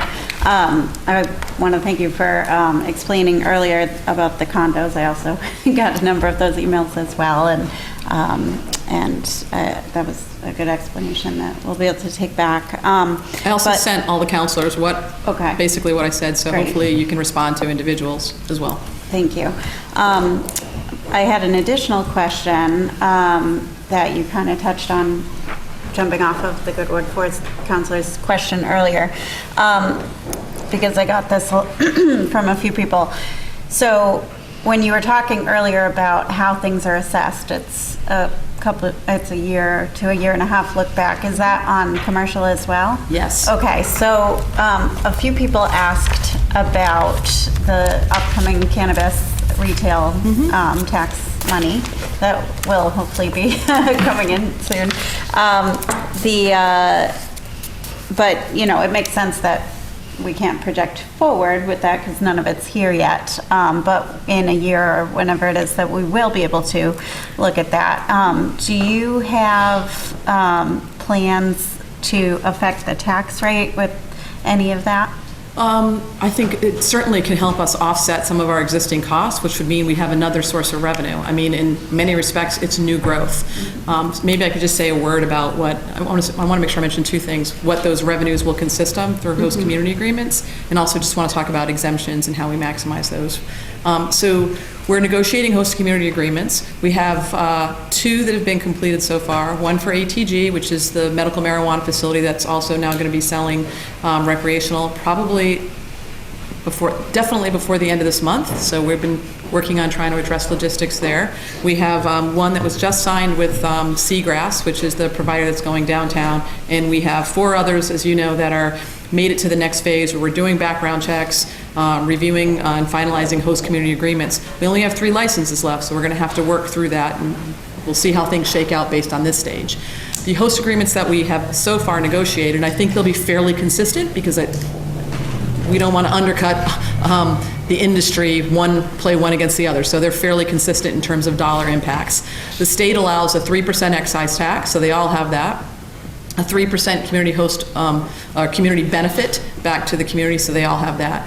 We negotiated an increase of 1% as well, specifically targeting transportation. I think the council is aware we are actively looking to implement a transportation system intra-city that can hopefully reduce some of the congestion. We're also looking at any other projects, some of the developments off of Highland Avenue, really tying into this transportation enhancement fund that can support alternative means of getting around and address some of the congestion that comes when you have new growth. So that 1% will be available. And then there is an array of donations that many of the companies have agreed to make or are making or have put forth as part of their host community agreements. Many to nonprofits, some back to city, but targeting specific areas where they'd like to try and provide some additional benefits. So if we end up with 5 license holders, it's hard to exactly say what that means in actual dollars because it's a new industry and we're not exactly sure how much they're going to do in sales. Everyone thinks they're going to do $10 million in sales. That's great. I don't know that everyone's going to do $10 million in sales, but medical marijuana, so that'd be one placeholder, has brought us roughly $380,000 annually, and that was 3%? 3%. Do you remember? The last year. Yeah, so last year it was with medical marijuana for just, obviously that's just folks who are on that, who have a card and are able to qualify for that. That's brought in $380,000. So on average, that's at 3%. I think this will probably be more. How much more? I don't want to count too many chickens before they hatch, but it will be dollars that was going into the general fund. I mean, we will get those dollars much like we do meals tax revenues. So they don't come directly, some of it will come directly to us, the host agreement, but the state will be keeping tabs on how much and we'll be getting those disbursements. Is that helpful? I think so, yeah. I mean, I agree, not counting specific dollars makes a lot of sense, but do you think that, do you see it going more into like project, like roadway improvements, or do you see it going more for like tax, how are you envisioning it? So I'd say 2 things to you. One, we'll be doing our financial forecasting, right? Some of this, the 3% excise is straight up comes into us from a general fund. That's how it's required to come in, so it can offset budget increases. Are we going to prioritize more roads, more sidewalk improvements? There are years when we meet and we set priorities. We'll do that again this year to think about the upcoming budget. The 1% is specifically for those transportation enhancements, and the 3% are community benefits, that there may be specific issues related to where those are being located that we want to try and make sure we're addressing. So I'm not being vague, I'm saying all the money comes in one pie, then we will be able to set some priorities on where it will be spent based on what the needs are at any given time. But it's more revenues that help offset costs, so I think it's fair to say it's a positive. Also on the forecast, sort of thinking about revenues going forward, the power plant agreement was also negotiated, and their dollars to us ratchet up as they are online more, and if they hit certain trigger points in terms of sales, how often they're called to run, that means more dollars for us. So we were tried to be pretty forward thinking as we negotiated that agreement, so that should be an help to our commercial tax base and our commercial tax revenues on that front. Is that? Yeah, thank you. So we just wanted to point out one thing on exemptions, because we did talk about, is there anything else we can do to help lower this rate? Salem, we are a community that maximizes all our exemptions for seniors, for veterans, for the disabled community. You're going to adopt that. I'm assuming you're going to adopt that. We adopt that every year.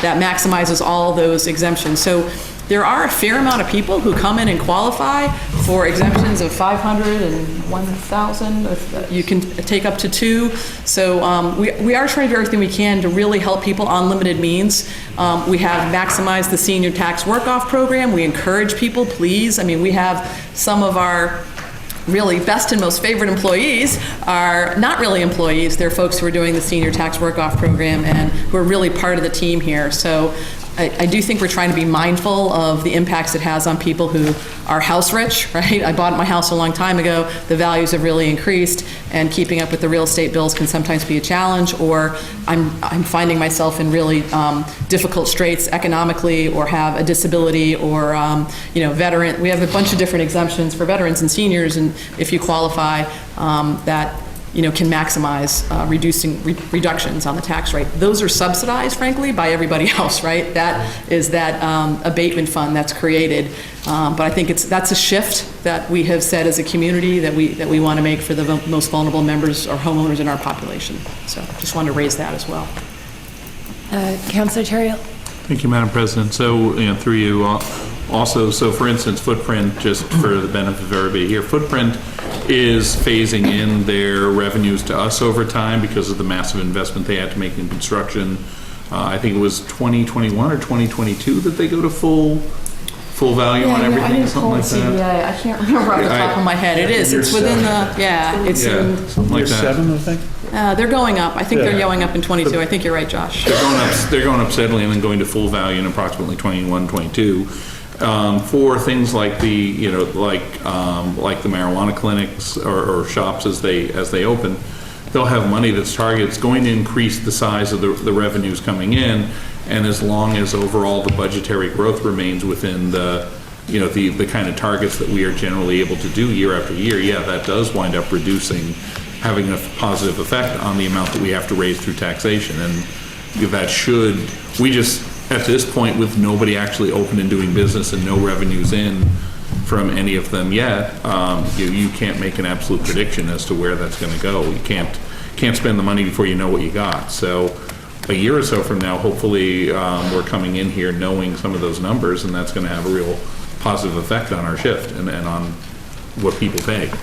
There's also 45 acres around the power plant that will be redeveloped into something, and again, those are the difference between the marijuana revenues and some of the development growth, like what we just residential or commercial, is that they're all probably going to be coming online sometime over the next 12 to 18 months. Just the range of when they're going to be opening. Certainly some next calendar year. How long it takes the entities to fully open up, I would expect within a year, to 18 months, we'll see full revenues in. Whereas residential growth takes time to build out. So we've had areas of Glover Hollow, Flintan is going up. They look great, by the way, hopefully occupied this spring. That's a site that was in tax title that owed us $900,000 when I first took office. We sold it. It got partly cleaned up. The owner kind of tinkered with it, tried to figure out what to do. It was purchased, 2 years ago, went through permitting, is now going to come online with a market rate units that are going to pay us more than it ever paid us as a leather factory. I could say the same thing about Salem Suede, about Salem Oil and Grease, 28 Goodhue Street. We've seen 300% increases of what those property tax bills were before, when they were desolate, fallow, contaminated properties. In that Blubber Hollow area, as it gets built out, right now I think all 5 properties combined pay us less than $100,000 in taxes. When they're built out, which I hope happens, it's much needed housing, it's mixed use, it's going to create a neighborhood down there, like buy property now down there, right? I think it's going to be a plus. We'll be closer to $1 million. We're not going to get that overnight. That's going to be a span of whatever that build out is. But and obviously we leveraged grant dollars to try and improve and address some of the impacts, as well as leveraging the private pay. So we're hopeful that we can keep the impact and burden of taxes as low as possible. Mayor, I think you bring up something, when I look at the citywide parcel, this graphic, that, something that we talk about in healthcare a lot is case mix, and how healthy is our case mix. And when we're talking about developments and everything, and how this case mix of how many different types of developments that we have, is this healthy? Is this what you want to see in a city? And how would you like to see this change if you could see this? If you could impact a change, how would you like to see this change? Yeah, I think it's a little tricky in terms of the mix of properties. So where we had all these leather factories and manufacturers, we're a different place now. You can't get to 128. Those sorts of businesses aren't necessarily looking to locate here. Those properties are being redeveloped into mixed use, primarily residential, and they're even with 10% affordability, they're primarily market rate. They're paying higher tax bills. They're meeting a housing need. So for me to say, I wish those were all back to manufacturing and commercial activity, probably wouldn't be true. The sorts of things that were located there are probably not things we'd want to embrace in our community now. So while I'd much rather have a larger commercial pie to help offset, some of the increases that we see to residential. Route 1 in Peabody and the malls pay a lot of money to help offset residential burdens, as a really good example, that golden triangle.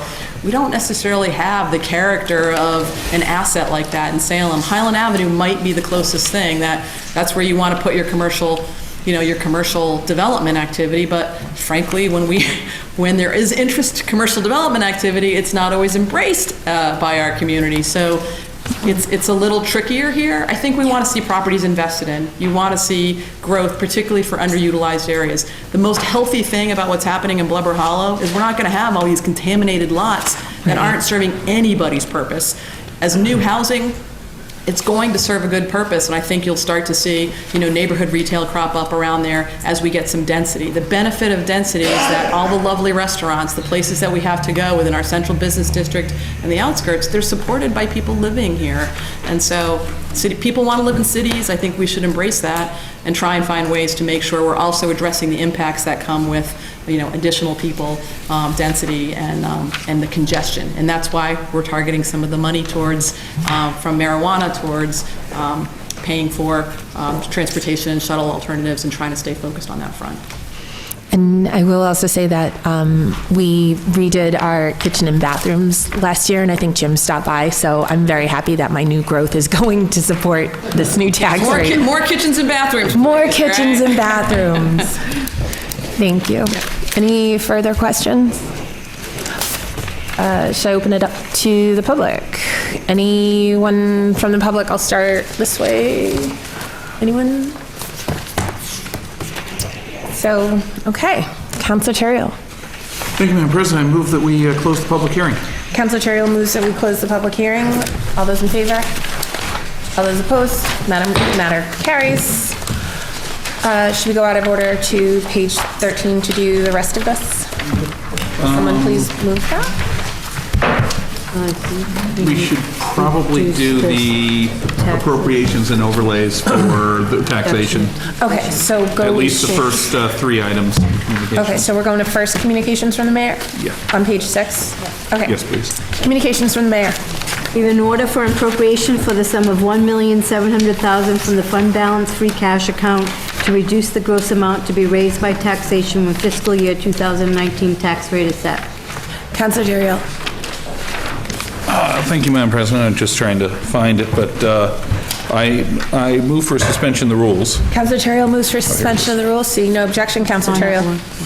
Thank you, Madam President. I also move for adoption. Councilor Terrell moves for adoption under discussion. Briefly, Madam President, because this was just discussed very heavily, this is the amount that was in our free cash account that is being taken out. We put money at our last meeting in November into our accounts for capital, for pension liability, and for our rainy day fund.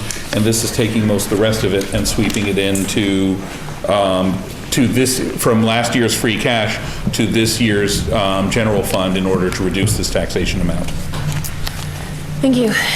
Councilor McCarthy. Thank you, Madam President. Very briefly, if anyone in the room has the answer to this question, if we hadn't put the $1.7 million in there, how much would that have affected the residential rate? Just quickly. We did that. We covered that. How much was it? 322. 322. So it would have added $322 No, it would have been $100 more. $100 more. Thank you. Any further discussion? Seeing none on Councilor Terrell's motion for adoption, all those in favor? All those opposed? Matter carries. Further communications from the mayor. We have an order from appropriation for the sum of $1,337,058 from the receipts reserved for appropriation accounts to reduce the gross amount to be raised by taxation when fiscal year 2019 tax rate is set.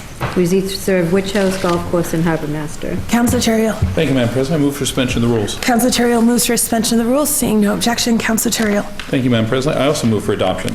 Councilor Terrell moves for adoption under discussion. Yes, thank you, Madam President. These are three specific accounts, revolving accounts that we have in the city. The Witch House account, which covers the Witch House and also Pioneer Village, the golf course that we run, and the Harbor Master, which provides moorings and boat storage during the off-season for people. And this is the money that's in those revolving accounts that was certified at the end of the last fiscal year. And so we're taking that money and bringing it back into the general fund also to reduce the amount of taxation. Along with that, and then these revolving funds start anew every year with new revenues and are then pay for their existence, their expenses, and then carry forward.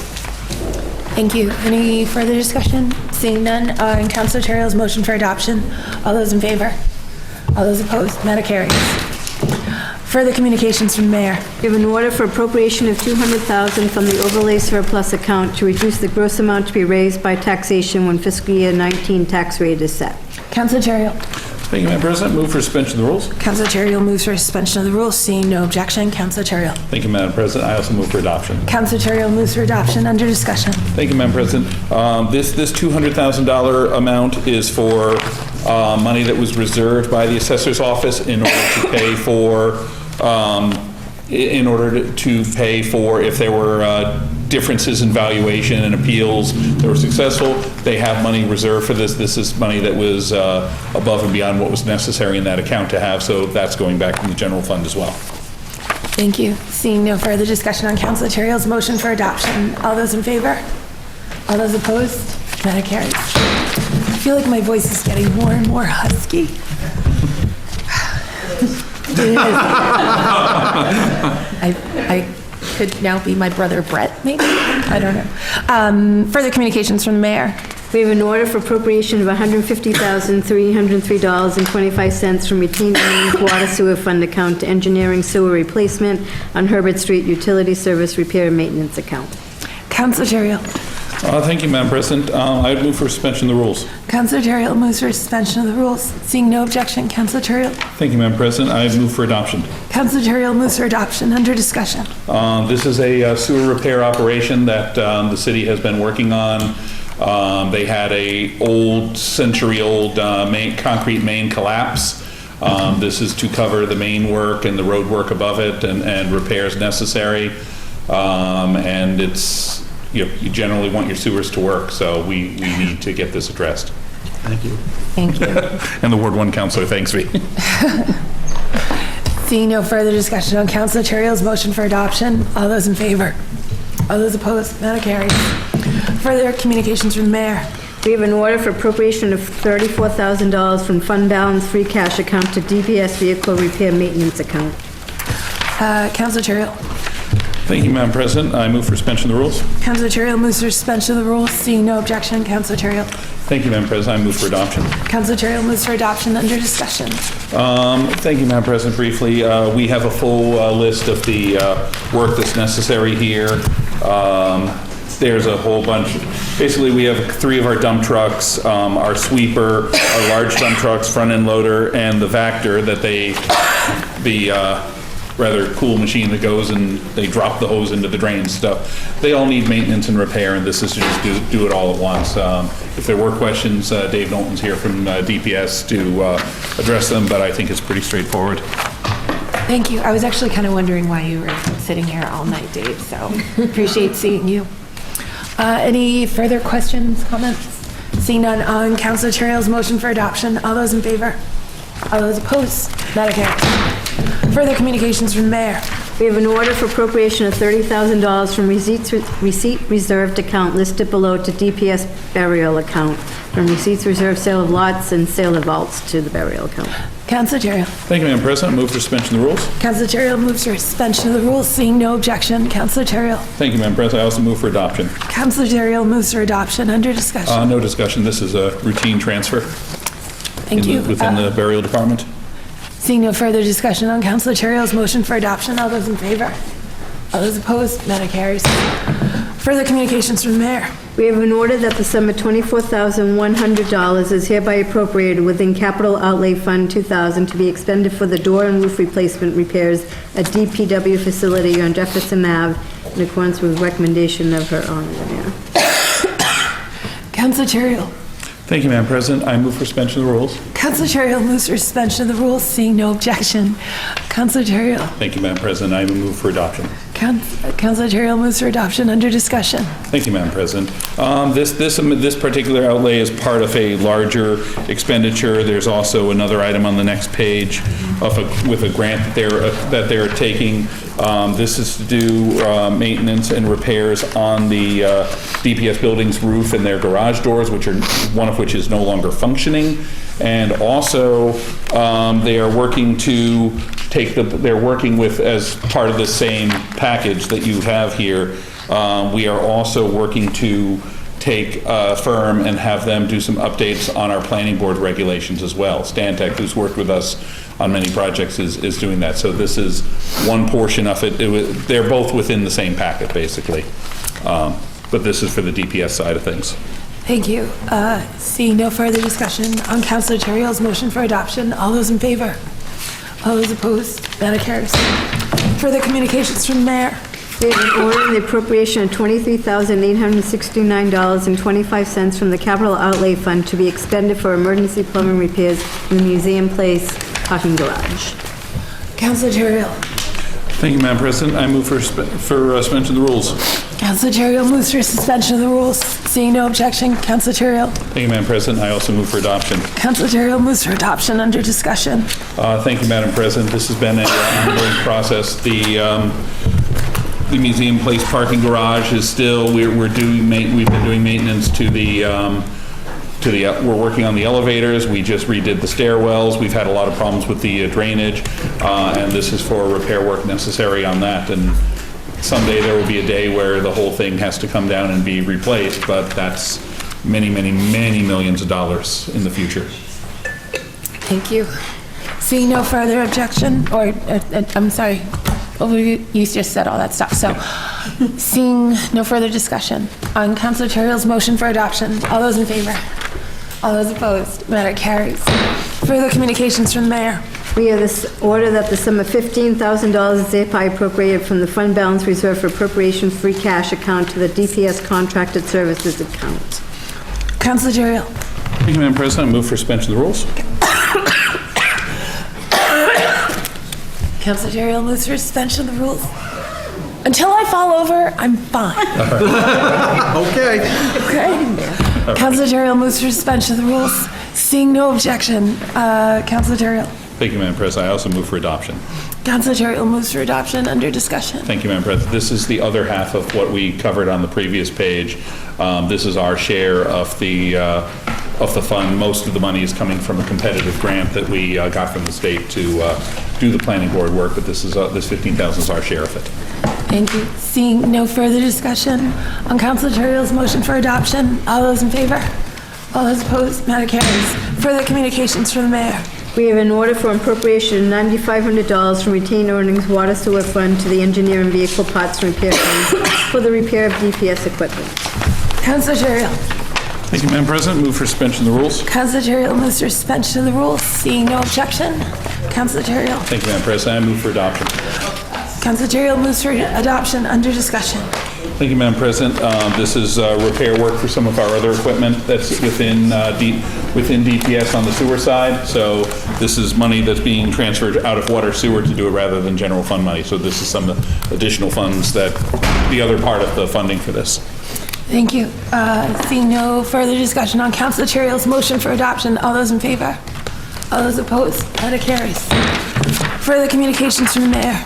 We have an order to accept the donation of $1,950 from Linda Tull to the Park and Rec Department for the dedication of a bench. Councilor Terrell.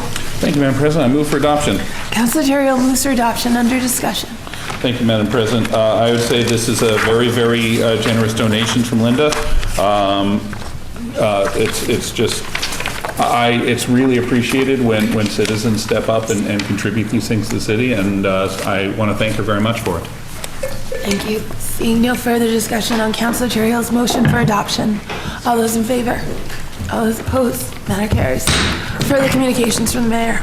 We have an order that per Mass General Law, Chapter 44, Section 64, which allows for a municipality to pay for prior fiscal year expenses using current fiscal year appropriations by a two-thirds vote. We request the sum of $447.57 of outstanding fiscal year 18 Police Department salaries to be paid from the fiscal year 2019 police budget for owed time, holiday stipend, and differentials. Councilor Terrell. Thank you, Madam President. I move for suspension of the rules. Councilor Terrell moves for suspension of the rules. Seeing no objection, Councilor Terrell. Thank you, Madam President. I move for adoption by roll call vote. Councilor Terrell moves for adoption by roll call vote under discussion. Thank you, Madam President. This is for retroactive pay for two officers who received their dive team certification in calendar year 2018 before the fiscal year ended. The form for getting their specialty stipend was not completed by an oversight during fiscal year 2018. So they're requesting to transfer this from the fiscal year 19 budget, and it's a fairly small amount, but we still have to, because it's a transfer of one year's money to another year's money, we still have to approve it by a two-thirds majority by roll call vote. Thank you. Seeing no further discussion, Madam City Clerk, will you please call the roll? Councilor Dibble? Yes. Councilor Dominguez? Yes. Councilor Flynn? Yes. Councilor Fury? Yes. Councilor Madore? Yes. Councilor McCarthy? Yes. Councilor Milo? Yes. Councilor Peterson? Yes. Councilor Sargent? Yes. Councilor Torrio? Yes. And Councilor Gerard? Yes.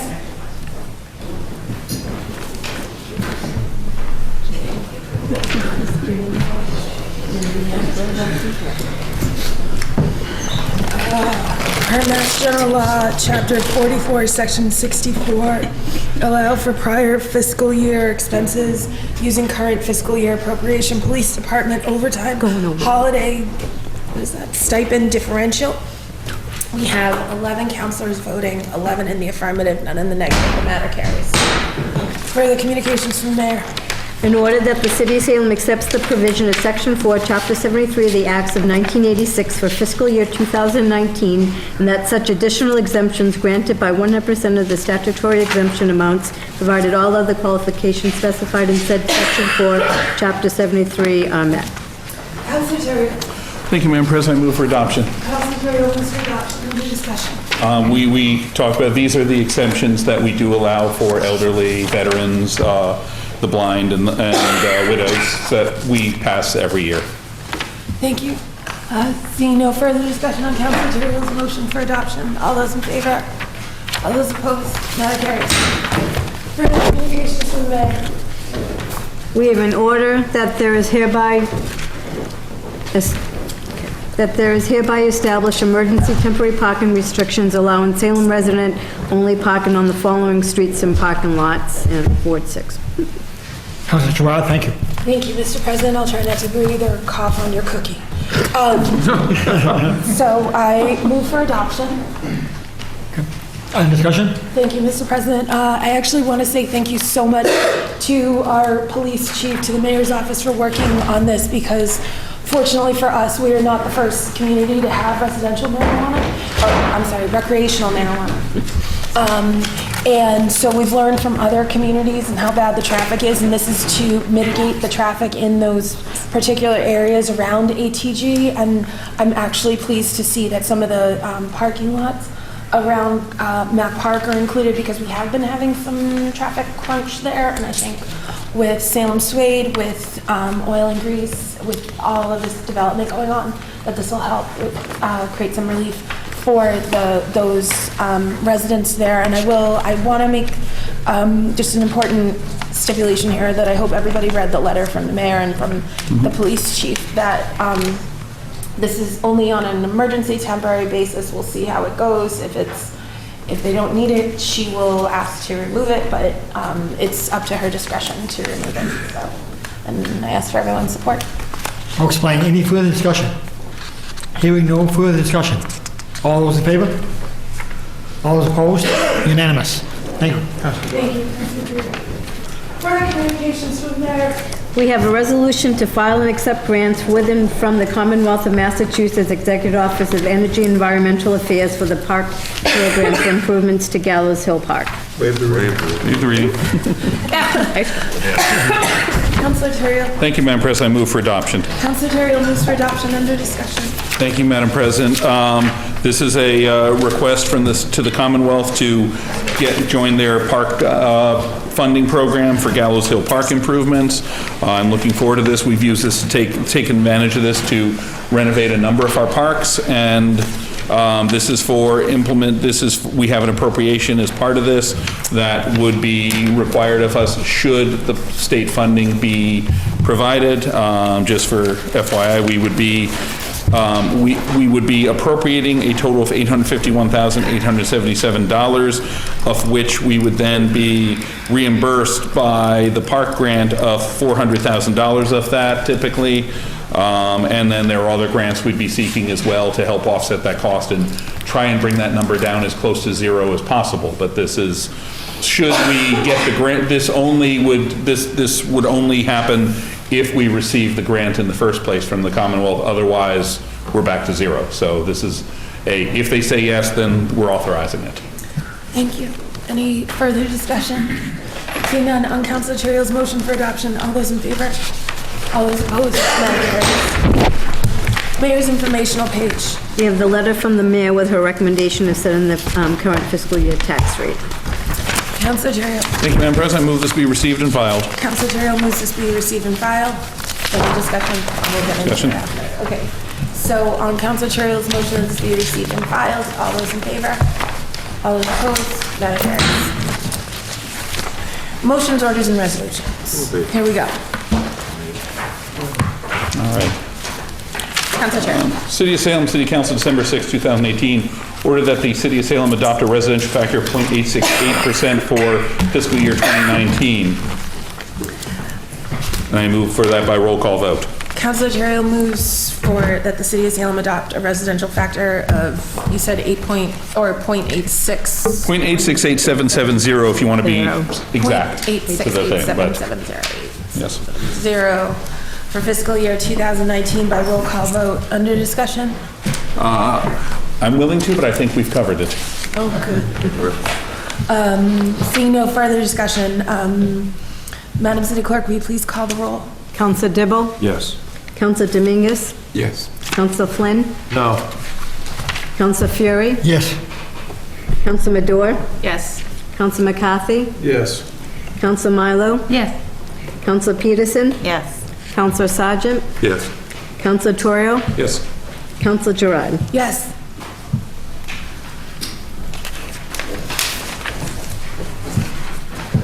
On the matter of the residential factor of 0.868770% for FY 2019, we have 11 councilors voting, 10 in the affirmative, 1 in the negative. The matter carries. Councilor Cherrill. Thank you, Madam President. Move for immediate reconsideration. The hope will not prevail. Councilor Cherrill moves for immediate reconsideration. The hopes it does not prevail. All those in favor? All those opposed? Opposed. Does not pass. Further motions, orders, and resolutions. Councilor Cherrill. Thank you, Madam President. City of Salem City Council order December 6, 2018, the City of Salem not adopt an open space exemption for fiscal year 2019. And I move for confirmation by roll call vote. Councilor Cherrill moves for confirmation by roll call vote. Any? No discussion. Okay. Madam City Clerk, will you please call the roll? Councilor Dibble? Yes. Councilor Dominguez? Yes. Councilor Flynn? Yes. Councilor Fury? Yes. Councilor Madore? Yes. Councilor McCarthy? Yes. Councilor Milo? Yes. Councilor Peterson? Yes. Councilor Sargent? Yes. Councilor Torrio? Yes. Councilor Gerard? Yes.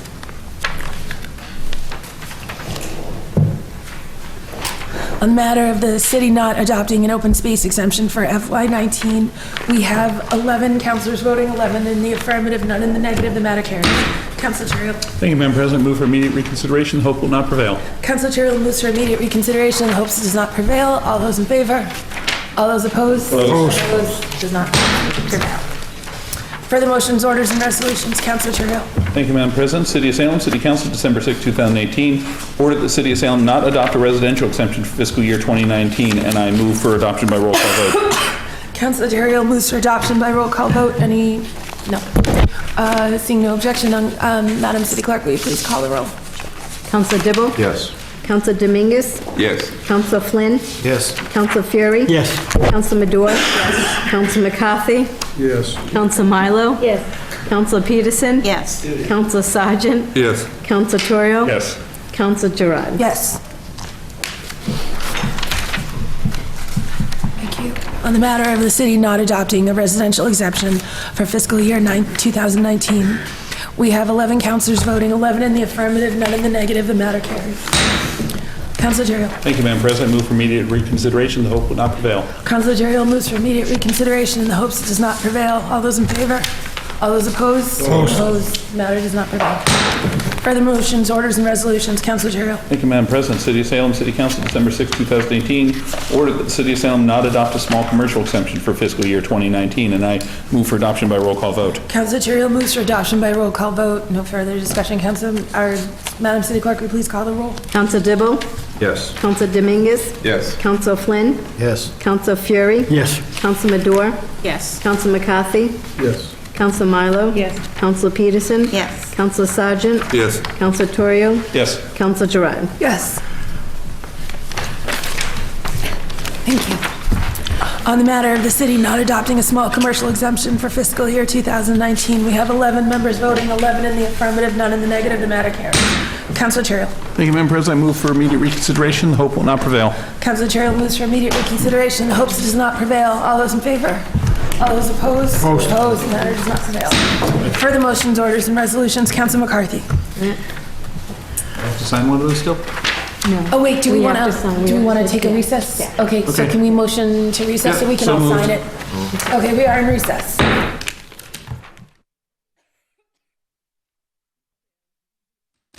Move to resume. Thank you. Page 17. We're back on page 17, motions, orders, and resolutions. Councilor McCarthy. Thank you, Madam President. You're welcome. Oh, wait, you gotta read it first, sorry. No? Wait for It's a motion, orders, and resolutions. I don't read it. Oh, man. Your turn. You can't read it? I can. An ordinance. There it is. 9 pages is wishing that one. I found it, thank you. This is how you get started. Getting a little feisty over there, come December, aren't we? City of Salem in the year 2018, notice amended notice relative to traffic chapter 42 crosswalks, including section 50 prohibited certain spaces, section 74 general prohibition towing zones, and section 17A schedule of fines and penalties. Be it ordained in the City Council of the City of Salem as follows. Section 1, I'm not going to read it.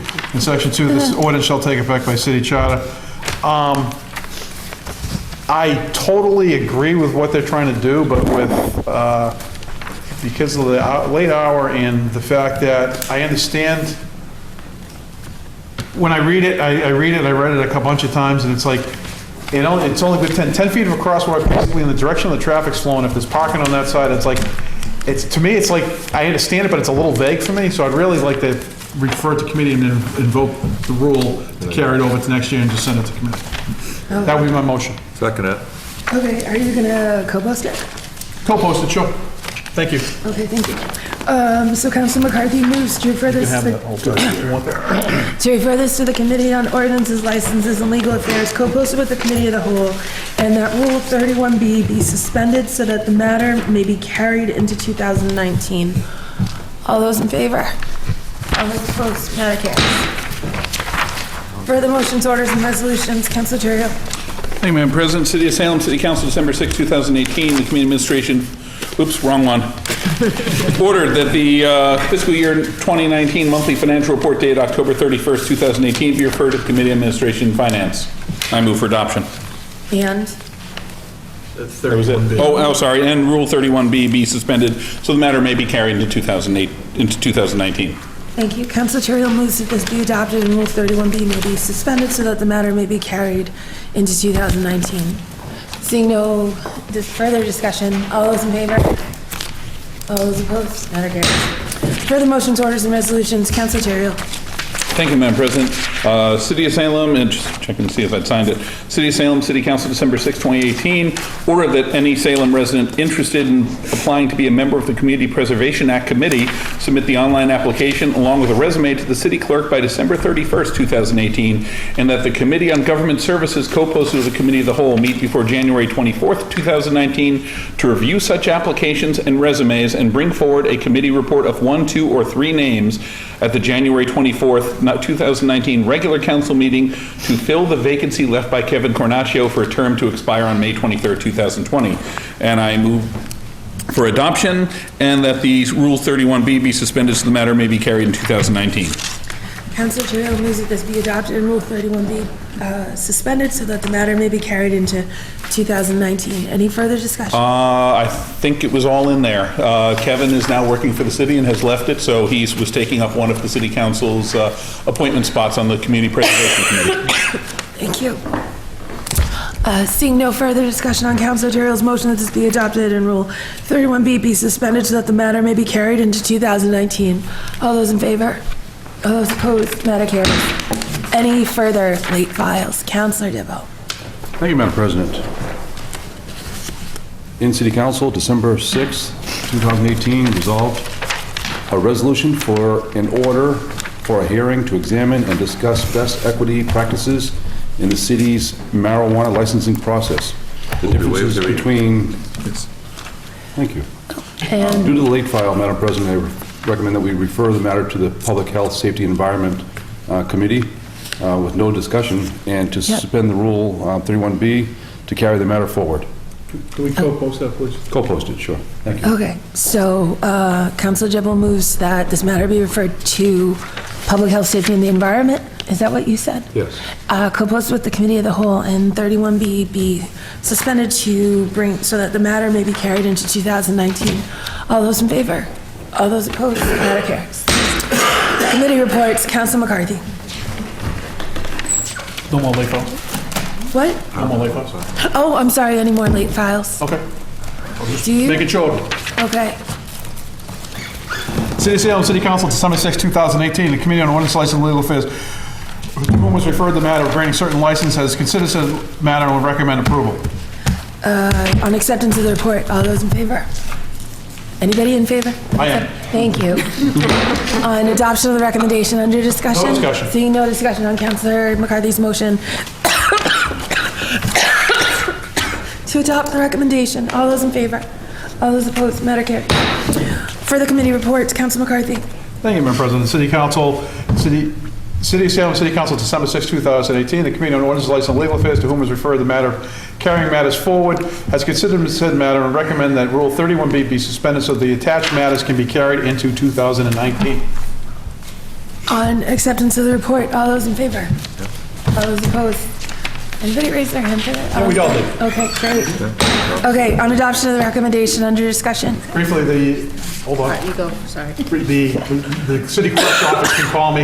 I came up with a beautiful system. I took the sheet and check marked the ones that were staying and circled and slashed the ones that were not being carried over, and I put a little legend on the bottom, so if there was any questions, we went through each matter individually and took a vote on it, so, but if there's any questions, feel free to call me tomorrow. I'm impressed with your organization skills. I kind of had to, we took them up individually, so I kind of had to figure out something in a flash. Yeah, that would be a lot of handwriting, so. Yes. And I think Councilman Medora has something too. Yes. Councilor Medora. Thank you, Madam President. We carried a lot of items over, but I think one of the items that I would like to suspend the Rule 31B, and have that carried over to 2019 is order number 125, the ordinance regarding the Traffic and Parking Commission's regulations.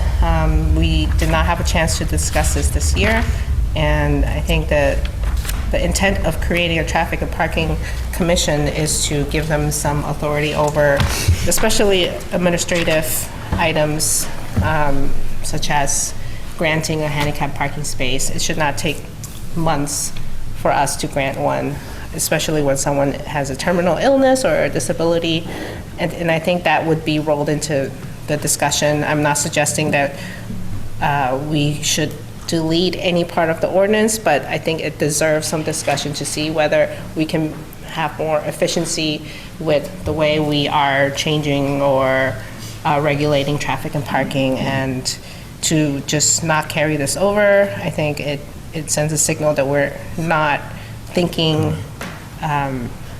we're not giving traffic and parking, which is one of the biggest issues in the city, the kind of thoughtfulness that is due. And if it does not get carried over, I intend to file this again, because I think it deserves a full discussion. Thank you. Thank you. Any further discussion? Councilor Sargent? I believe those matters are decided in committee, as far as what the committee carries over is decided by committee. So it's not on the floor, it's just to accept the report. So, thank you. Thank you. Any further discussion? So, are you asking to amend the report? Can you do that? Can you? No. No? Are we, Madam City Clerk? We voted not to suspend the rules. It only takes one council to object to the suspension of the rules. So the committee vote has objected to the suspension of the rules already. So that's the rules. Okay. Okay. I said my piece, so. Thank you. Okay, so any further discussion? See none. And Councilor, no, on adoption of the recommendation. All those in favor? Those opposed? One opposed. Oh, two opposed? Matter carries. Further committee reports. Councilor Terrell. Yes, 2 minutes. Thank you, Madam President. City of Salem City Council, December 6, 2018. The Committee on Administration and Finance, to whom was referred the matter of carrying matters forward, has considered said matter and would recommend that Rule 31B be suspended so that the attached matters can be carried into 2019. On acceptance of the report, all those in favor? All those opposed? Matter carries. On adoption of the recommendation, under discussion? Briefly, we took eliminated the old stuff and carried the current fiscal year forward, so we can continue, we can hear matters if this fiscal year, if so choosing. Thank you. Seeing no further discussion on adoption of the recommendation, all those in favor? All those opposed? Matter carries. Further committee reports, Councilor Sargent. Thank you, Madam President. City of Salem and City Council, December 6, 2018. The Committee on Government Services, to whom was referred the matter of carrying matters forward, has considered said matter and would recommend that Rule 31B be suspended so that the attached matters can be carried into the year 2019. No discussion. No discussion. On acceptance of the report, all those in favor? All those opposed? Matter carries. On adoption of the recommendation, no discussion. So, on adoption of the recommendation, all those in favor? All those opposed? Matter carries. Further committee reports, Councilor Dibble. Thank you, Madam President. City of Salem and City Council, December 6, 2018. The Committee on Community and Economic Development co-posted with the Committee of the Whole, to whom was referred the matter of an amendment to the existing HDIP zone to expand the zone to include all parcels within the B5 zoning district, the NRCC zoning district, and 5 Broad Street, 17 Hawthorne Boulevard, and 150 Federal Street. As considered said matter, it would recommend a favorable recommendation to the full City Council. Thank Thank you. On acceptance of the report, all those in favor? All those opposed? Matter carries. On adoption of the recommendation, under discussion. Yes, very briefly, we had two very good meetings on it. Most of the councilors attended a third meeting, which was a public hearing, which is required by the state. Our committee recommended 5 that we accept this and vote to pass it. I recommend it. Thank you, Madam President. Thank you. Any further discussion? Seeing none, on adoption of the recommendation, I'm sorry, Councilor Fury, did you? I'm sorry. Oh, I'm sorry. Okay. On adoption of the recommendation, all those in favor? All those opposed? One opposed, matter carries. Further committee reports, Councilor Dibble. Thank you, Madam President. City of Salem, in City Council, December 6, 2018, the Committee on Community and Economic Development, co-posted with the Committee of the Whole, to whom was referred the matter of the HDIP zone amendment proposal, has considered said matter and would recommend a favorable recommendation to the full City Council. Thank you. On acceptance of the report, all those in favor? All those opposed? Matter carries. On adoption of the recommendation, under discussion.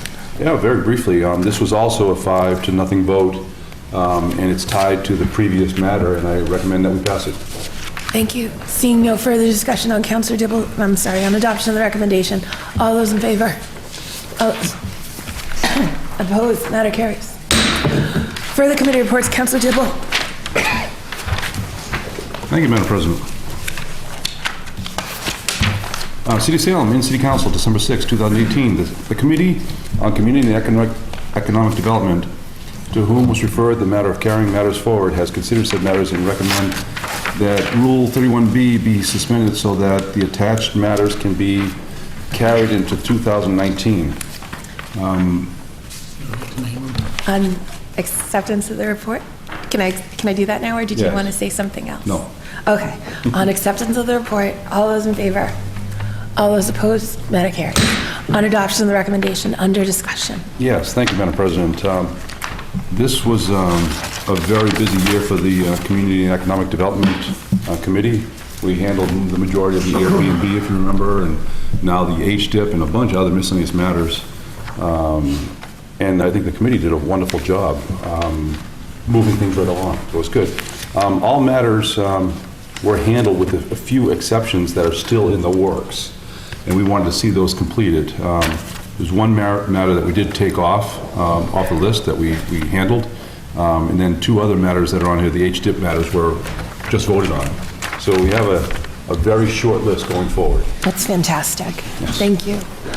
Seeing no further discussion on adoption of the recommendation, all those in favor? All those opposed? Matter carries. Communications from city officials.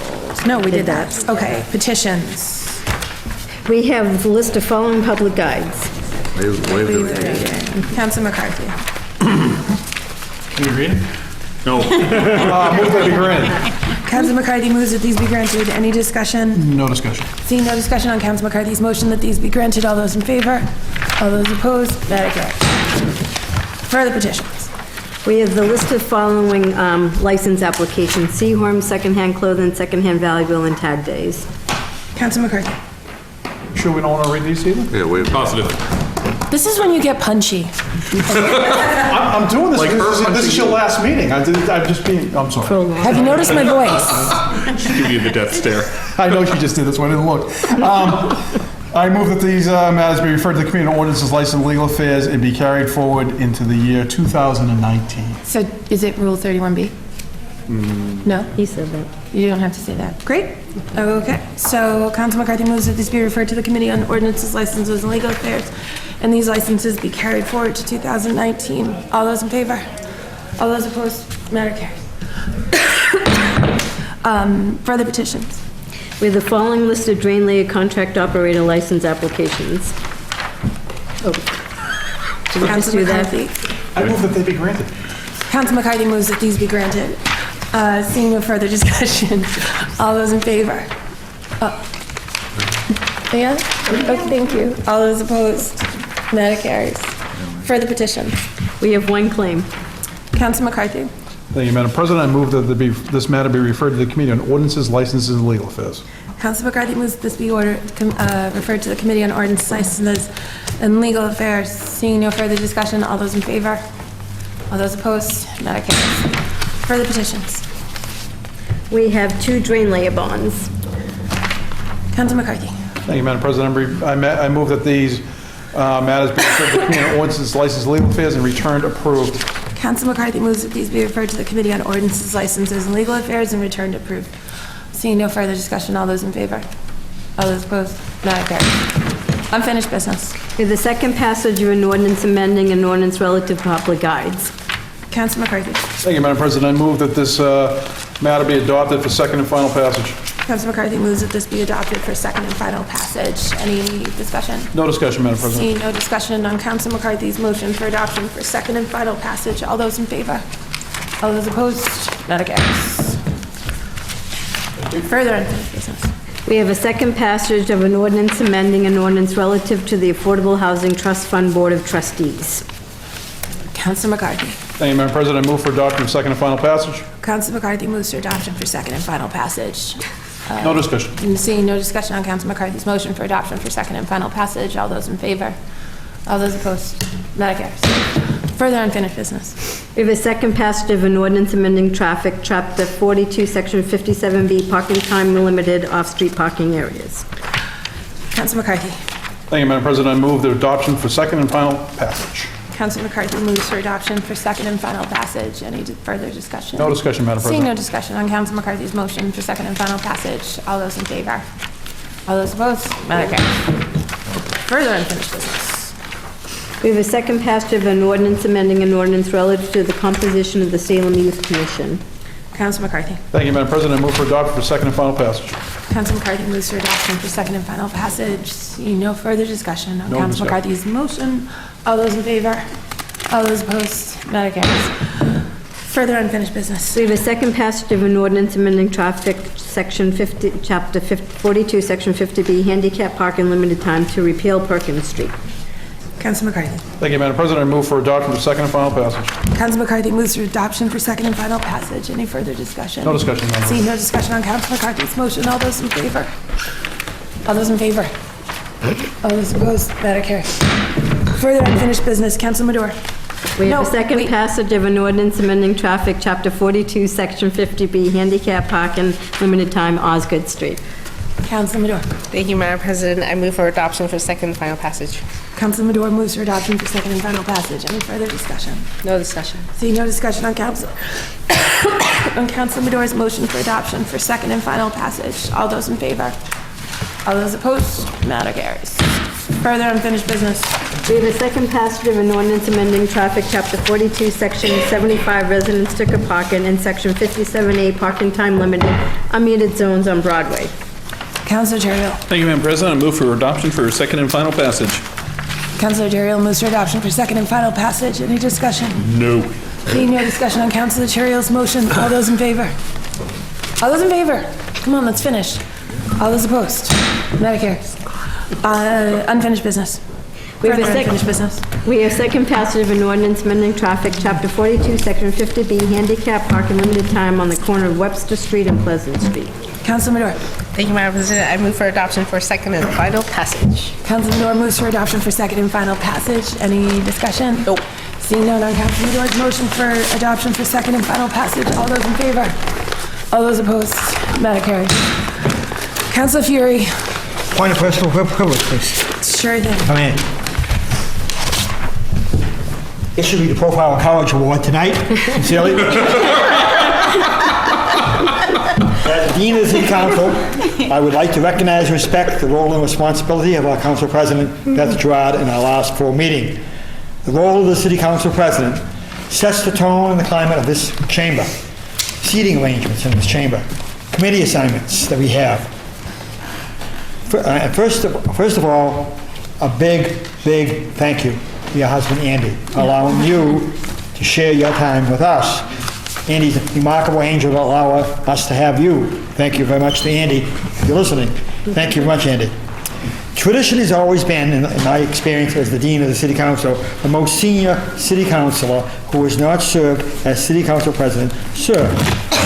Councilor Gerard was in that category as Councilor Milo. And I encouraged Councilor Milo to become Council President. I encouraged, as a Dean, Councilor Gerard to become our council president. And we've been very fortunate this year, Councilor Milo, Councilor Gerard, this year. It's a wonderful tradition to continue, and this is a season of hope. I see this chamber all decorated beautifully in the colors of the seasons of hope and lights and love and laughter and song. And look around this chamber of these very distinguished people on the board, on the wall, all men, not smiling, luminaries.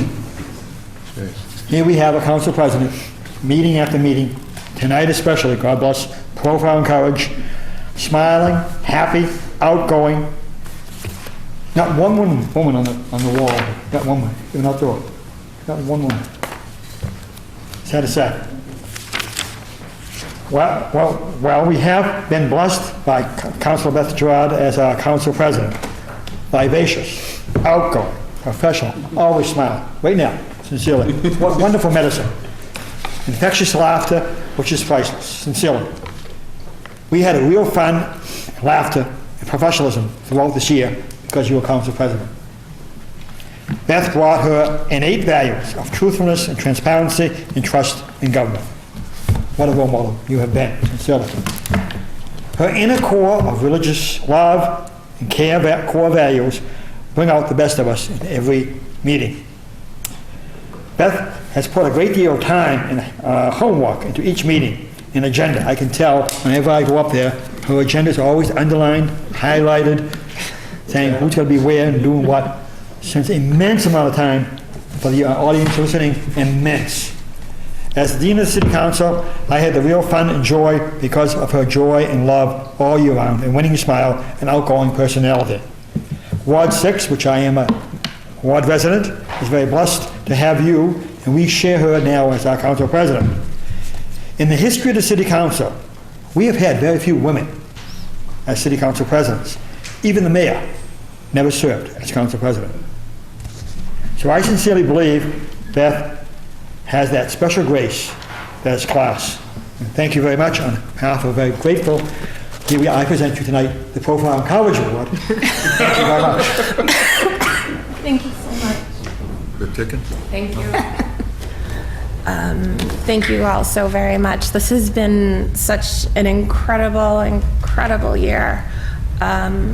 Being president is never easy. You're kind of thrown into this all of a sudden, and I think it might have been like the second meeting was Picklegate. I was like, great, this is just how I wanted to start the year. But all of you have so helped me try to figure out how to keep the meetings going, make sure that we got things done, most importantly for our constituents. And so I really just can't thank all of you enough. I can't thank my 5 lieutenants for stepping up and chairing your committees. Because of your committee work, we got so much done that wouldn't have been possible, or we would have been here until midnight. And my voice is coming back. So thank you all so much. And again, congratulations to Councilor Madore on the new baby. And I hope everyone has phenomenal, it's still Hanukkah and some Christmas and everything else, and Happy New Year and best 2019.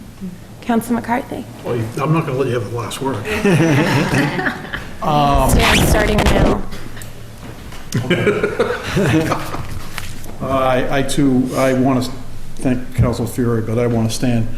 There was, not too many years ago, there was a young rookie councilor who, when I happened to be council president that year, and it was at a finance meeting, and I happened to show up at a meeting, and I took her aside, and we sat there.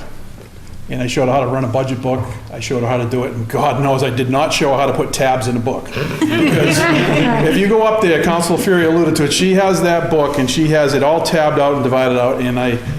And she would text me, call me, email me, or whatever we were communicating. And I affectionately started calling her Grasshopper. Because she used to call me Sensei.